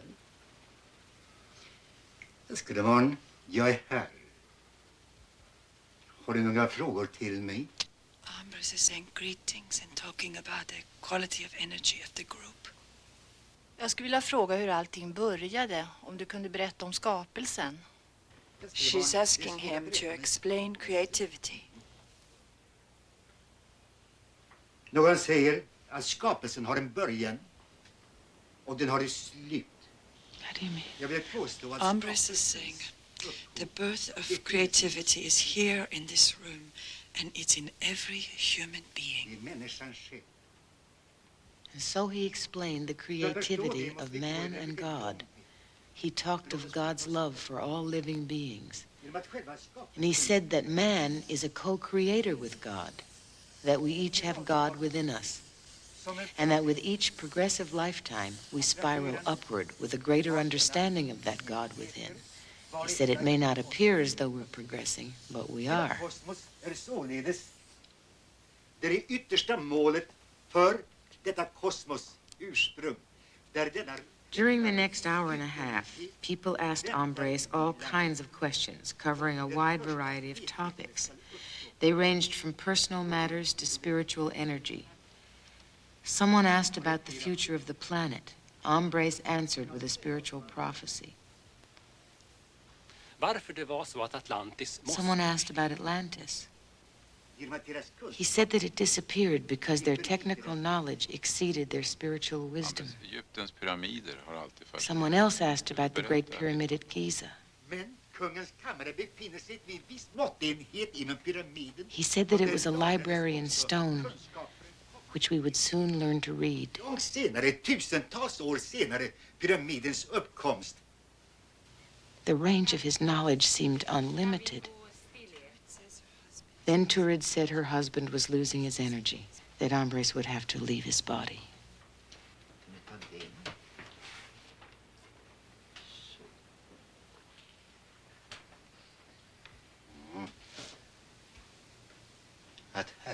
Hombres is about to give us his final blessing. När du ser så älskade, fyll deras hjärta med ljus, ge dem kunskap.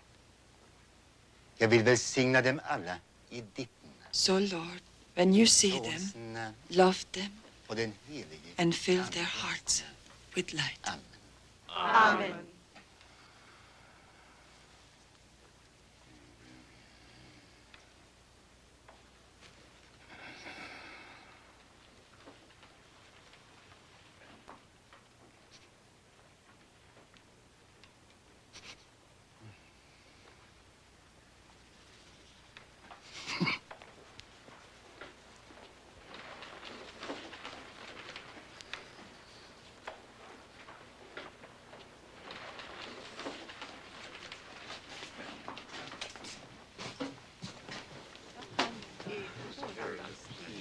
Jag hoppas att du har haft en bra stund. Att du lärt dig någonting. He says he hope you learned something. He needs to rest now.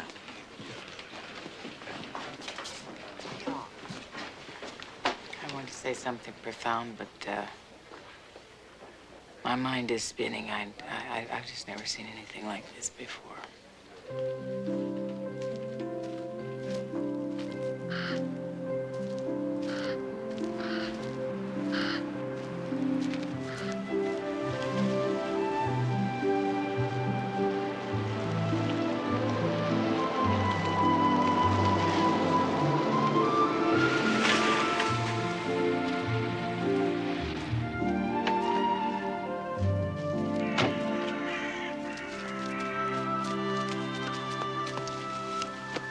missed you.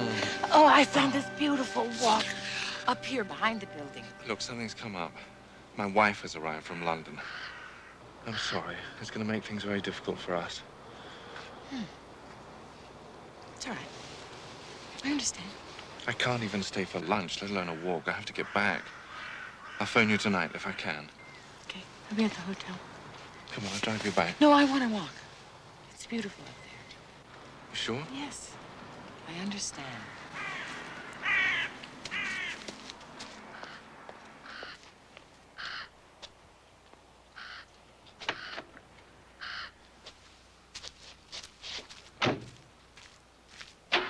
But I didn't understand. I could feel Jerry pulling away from me. He was gone again for 3 days and 3 nights. I wrote. I wrote everything I was feeling. I wrote to understand myself. I wrote to understand him. I wrote to understand the trans-channeling session I had seen. I wrote to understand about my life.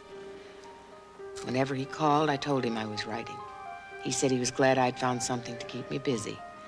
I stayed in my hotel room. I ate only Swedish crackers and butter.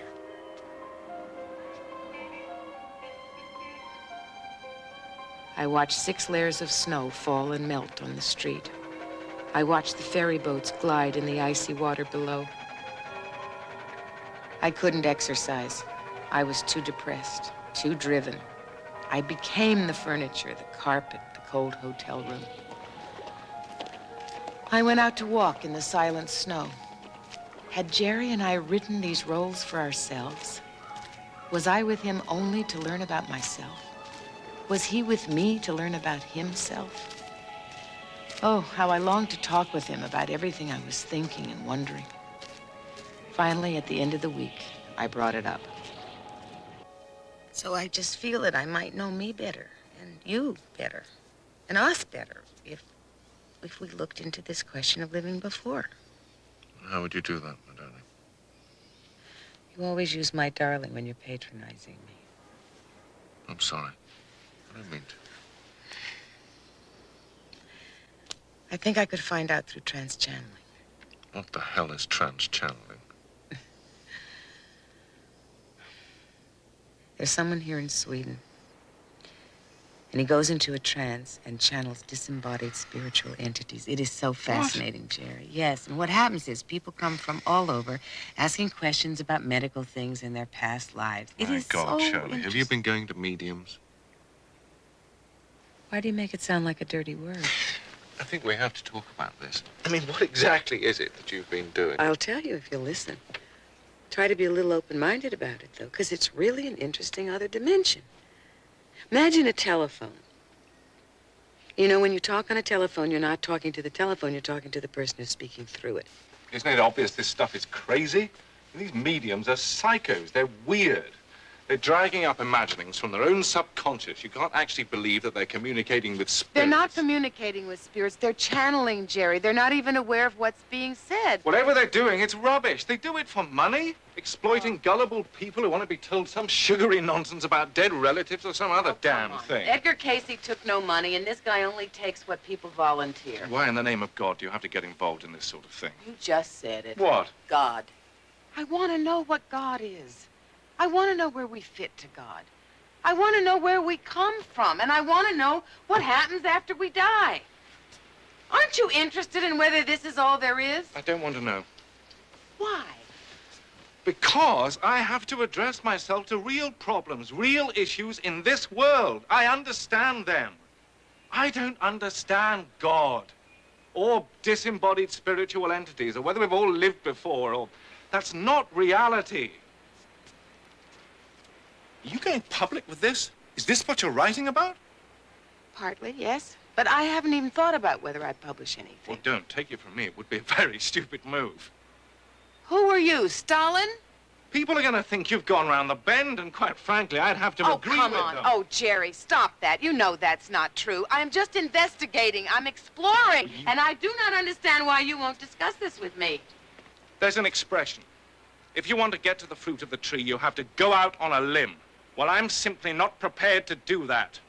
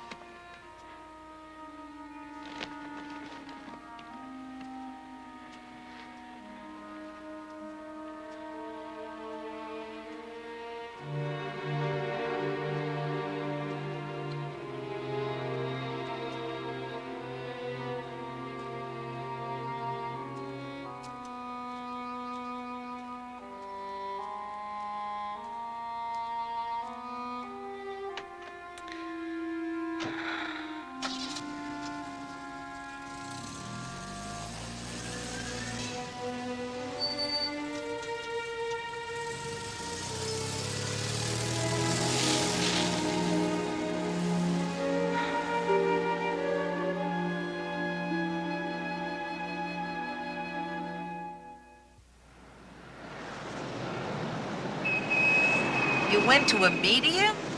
A Swedish medium? Yes. And Jerry got very upset. Why? Did he go too? Oh, it's too complicated to go into. Listen, I'm changing planes. Can you meet me in California? When can you come? I've got to talk, Bella. Actually, I'll be out there in 2 weeks. I got news for you. I'm gonna run for mayor. Great. Finally a decision. Yeah, well, I have some fundraisers out there. Californians love me. Besides, they got money. Well, stay at the beach with me and save on a hotel, you know. We'll commiserate together. Okay. Bye. I walked the Calabasas Mountains, happy to be off by myself in nature, trying to sort out some of the contradictions flooding through my mind. If I pursued my search, what would happen? Jerry certainly found it very threatening. Was our relationship going to break up over this? And was he the first of many who would think I'd gone too far out on a limb? Hello, Shirley. Hello, Kat. Ah. Good to see you. How are you? Great. Hey, I saw Hombres. Did you hear? I heard. What did you feel? Amazed. I don't know what to think about. It's not what you thought. It's what you felt. Well, I couldn't very well feel in Swedish, you know. I would like to feel it in English. Do you know any medium that speaks English? As a matter of fact, I do. I just met him. His name's Kevin Ryerson. He's studied in depth at the Association of Research and Enlightenment. You know, the Edgar Cayce Foundation. Yeah. Does he do private sessions? You think he'd come to my house? I don't see why not. What's he like?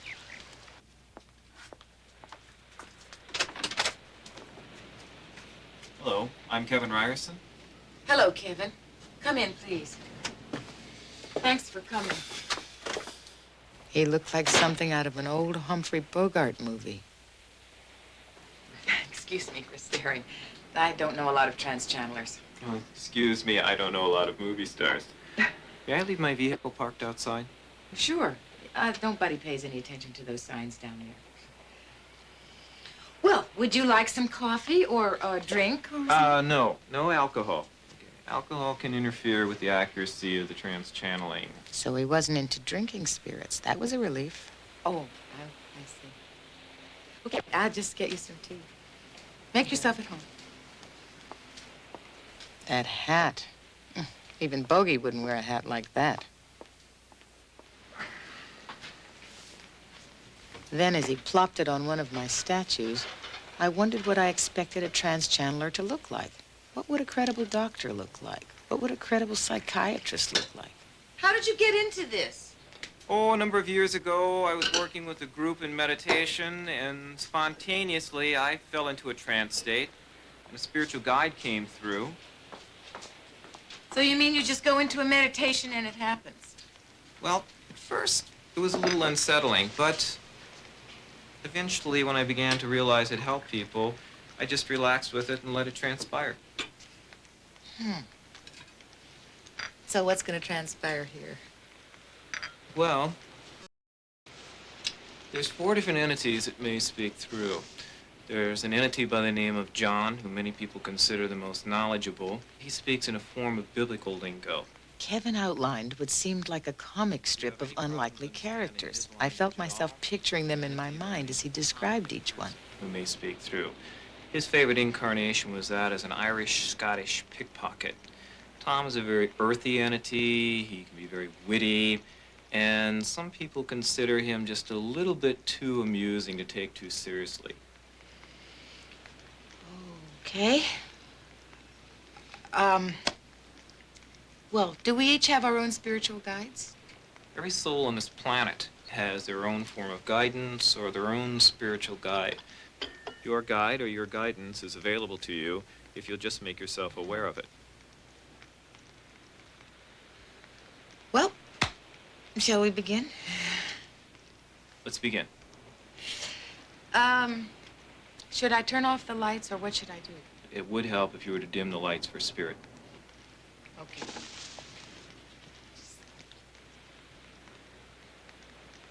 How's that? That's good.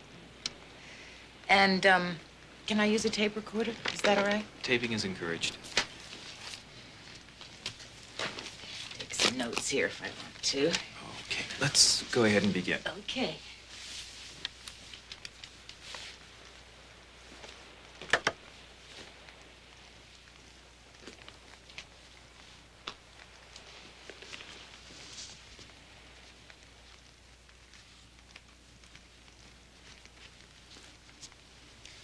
see you in a little while.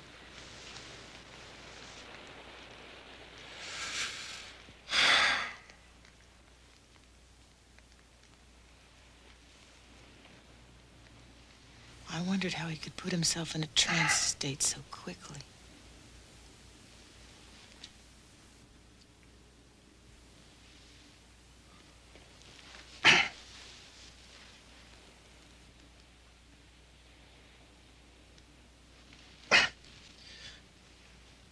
Hail.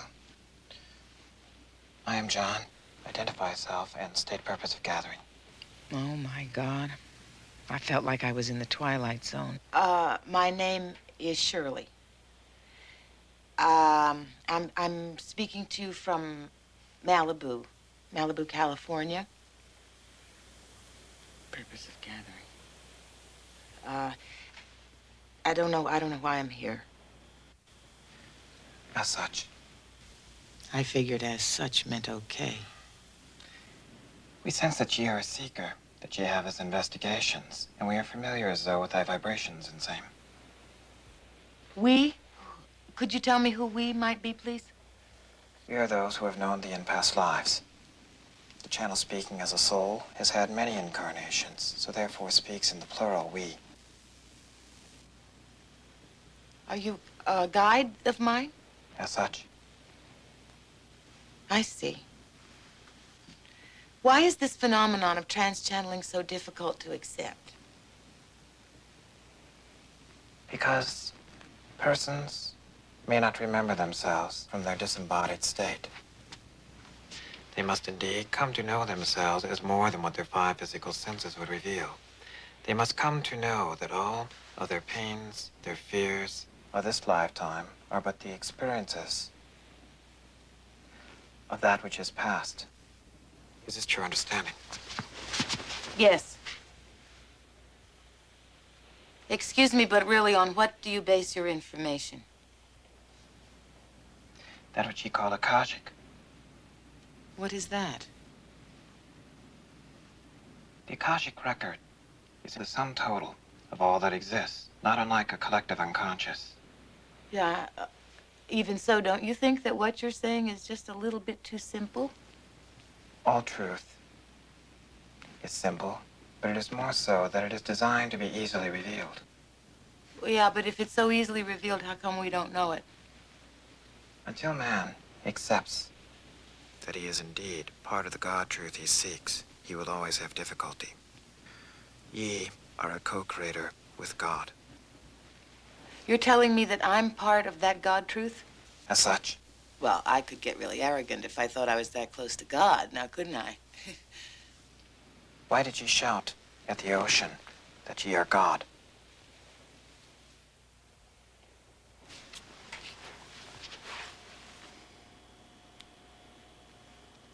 How did you know that? Thy thoughts are clear, and by thy vibrations we may know thee.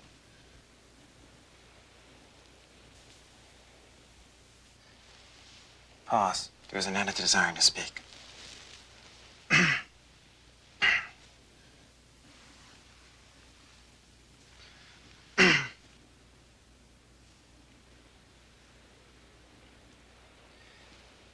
Dear, McPherson here. It'd be Tom McPherson. And how would you be doing out there? Well, now, I'd have to be said, I wasn't expecting quite a reaction that so soon. It was so funny. I could actually feel a new personality coming through Kevin. Is there something wrong with Kevin's throat? Oh, I don't think that you'd be finding that I'm just sort of like adjusting a wee bit more here to the instrument. But the lights in here are a bit on the bright side. I would be requested, might you have something about that I could dim the lights with? Okay, just a sec. Perhaps something acting as a blindfold or something.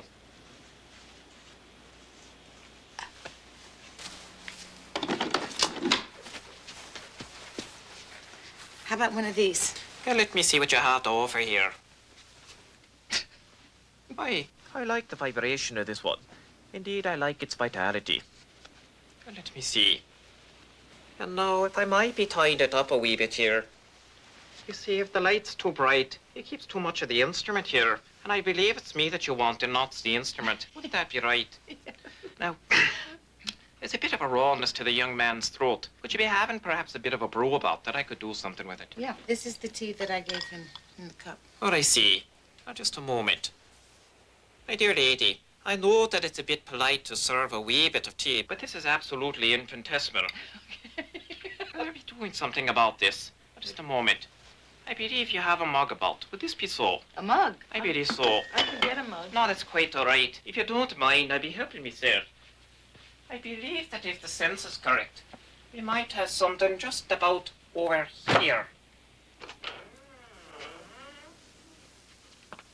Even with a blindfold, he found the bar behind my wall. How did he do that? If there's a pub to be found, leave it to an Irishman to be finding it. A fine bit of a masculine mug. I don't know exactly why you hid it in a closet. I do believe. Irish pickpockets think better with mugs, you know. What can we be doing here? You have a spot of your tea over here. Not to worry. I won't be spilling a drop of it. I can see it like a luminosity, not like a rainbow, you know. Were you really an Irish pickpocket? I believe that I was an Irish pickpocket, but it was a bit more of a cover trade for myself, as I used to sort of like, what would you be saying? A bit more like a diplomatic spy, I believe. I work for the English crown, I'm sorry to say. Why is there such resistance to the soul as a realistic fact? Because there's no money or gold in it for anyone who desire to research it. And people who do look into these things, or research them, are occasionally made to look ridiculous. After all, didn't a friend recently tell you that in order to reach the fruit on the tree, you have to be going out on a limb? That really did it. I hadn't discussed what went on between me and Jerry with anyone. You got to be patient with your Jerry. After all, he is an Englishman, you know. My God. Oh, do we have a revelation here again now? Yeah, could I, ask some questions about some of the past lives I might have had, please? I do believe that if you be taking this here. Very good. And now, if you might be taking this also. You do that very well. Now then, I believe if you'd like to be making some other inquiries, I'll be departed. But may the saints be looking after you. God bless you.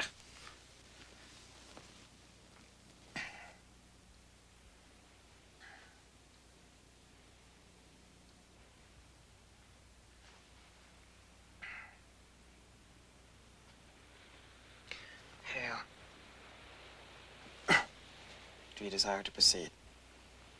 Yes. We sense as though that the individual whom you desire to proceed forthwith as though currently resides in the areas known as the British Isles. I can't believe this. That's right. He had lived as though many lifetimes before, as indeed as though as man and wife. When? It was in those time periods known as Atlantis, some 300,000 years past. In those days, you had many incarnations, as male and female, and during the incarnation inquired of, you were female. Did we get along? In those days, you would find that the individual as though succumbed to the phenomena also of the intellect, or to be as the intellectual. This did not work as though to the advantages of that union. However, he was doing important work involving cultural exchanges with the extraterrestrials. Extraterrestrials? As such, there were indeed as though extraterrestrials in the earth in those days, even as indeed there are in these. Now? In these days? Even as ye have nations, one advanced more than the other, there are planets more advanced than thy own. What kind of knowledge are they bringing? The only knowledge that there truly is, knowledge that God is within man, from whence all other knowledge springs. These extraterrestrials, are they involved with the same struggle of inner knowingness that people like me are? You should not set them up as though as a phenomenon of divine beings, or as godlike beings. They are thy brothers. Will I ever see one? You should seek out the one who works with visual arts.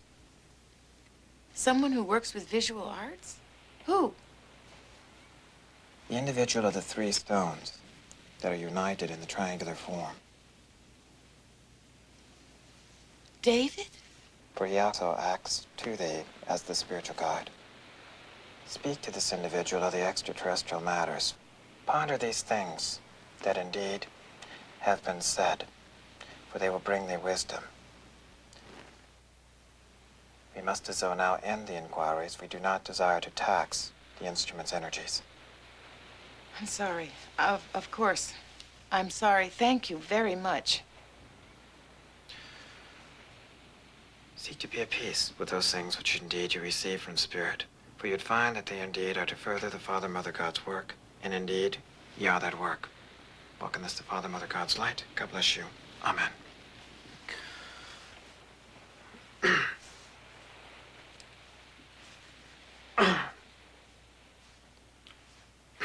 Hello. Hello.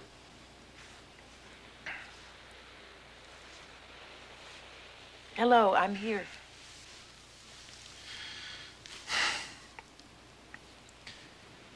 How did it go?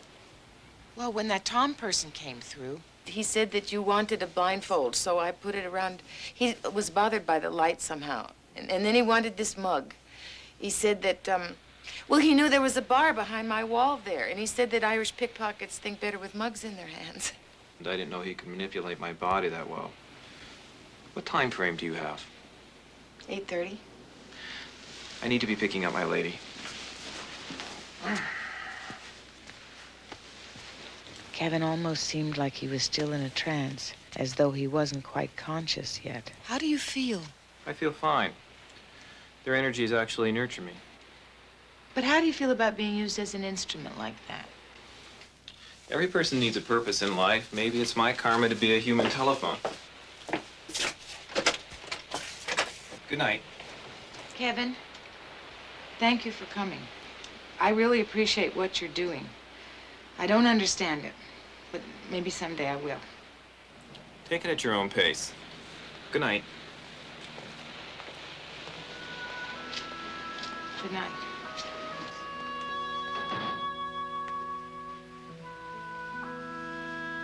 I was vibrating with a strange, almost magnetic energy down my arms.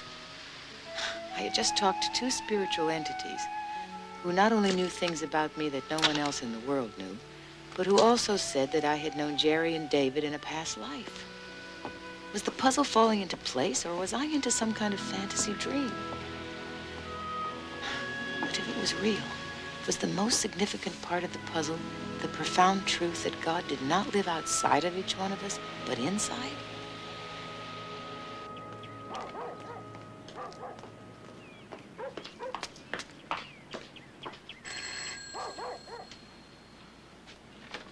Hi, Shirley. I'm so happy you're home. Guess what I did? I had a session with the trans-channeler, and this guide came. What are these paintings you've done here? Are these UFOs? Uh-huh. Have you seen crafts like this? These are based on sightings up in the Andes in Peru. People see them all the time. Not me. See, this entity said that extraterrestrials are on the Earth, visiting the Earth right now. And now you're really telling me you've seen these? Uh-huh. What else did he say? Sit down.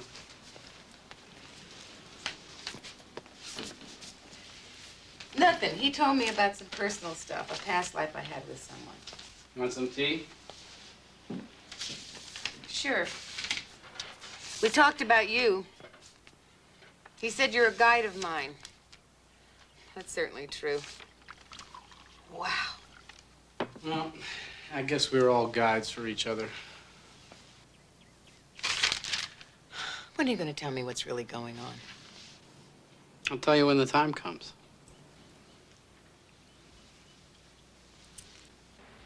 It's weird. It's creepy. How do you know this trans-channeling person wasn't acting? Because I know acting. I do it for a living. For my money, the guy was not acting. There was some other kind of energy in there or something. Maybe he was demented. I don't know what it is, Bella. I just know what I heard, and it made sense to me. Like, all this stuff it's making sense to me. What is it about California that brings out all this spaced-out new stuff? It's not new. It's been around for centuries. Abraham Lincoln invited mediums to the White House and took their advice. Did you know that? Well, what do you expect from a Republican? Ella, what did he tell you about Jerry? He said that we had been married during several incarnations in Atlantis. Atlantis? Did it work out then? No. Actually, it seems that Jerry was as obsessed with his work back then as he is now. What kind of work did he do? He was, involved with cultural exchanges of some sort. With who? Extraterrestrials. Shirley, I don't believe I'm hearing this. I mean, this is not you. I really feel I should send for the guys in the white coats and have you taken away. Look, I know it sounds strange for me to say it, but we read these books. They are full of information, of stories, of legends, all handed down from the beginning of recorded history. UFOs are real. Right, and why is it that every single head of state I've talked to, I mean, and people from Pierre Trudeau to Jimmy Carter, every time I bring up the UFO thing, they sort of clam up, like, don't ask. And it's not a put down. I mean, they've seen evidence, and they know there's something going on that they can't explain. Hold it. Just let me do this. Hello? Hi. Congratulate me. I just sold a painting. David! How terrific! Yeah, so I'm on my way to Peru next week. You want to join me? What? Let me be your guide. You got to see this place for yourself. But, David... It'll change your whole life. One more step on the spiritual path. You know something? I will. Great. I had a feeling you would. I'll make all the arrangements. Okay. Okay, goodbye. Well, that is that. What's what? I can't go to your fundraising garden party next week, Bella. I'm sorry. Why not? Because I am going to Peru to look for UFOs.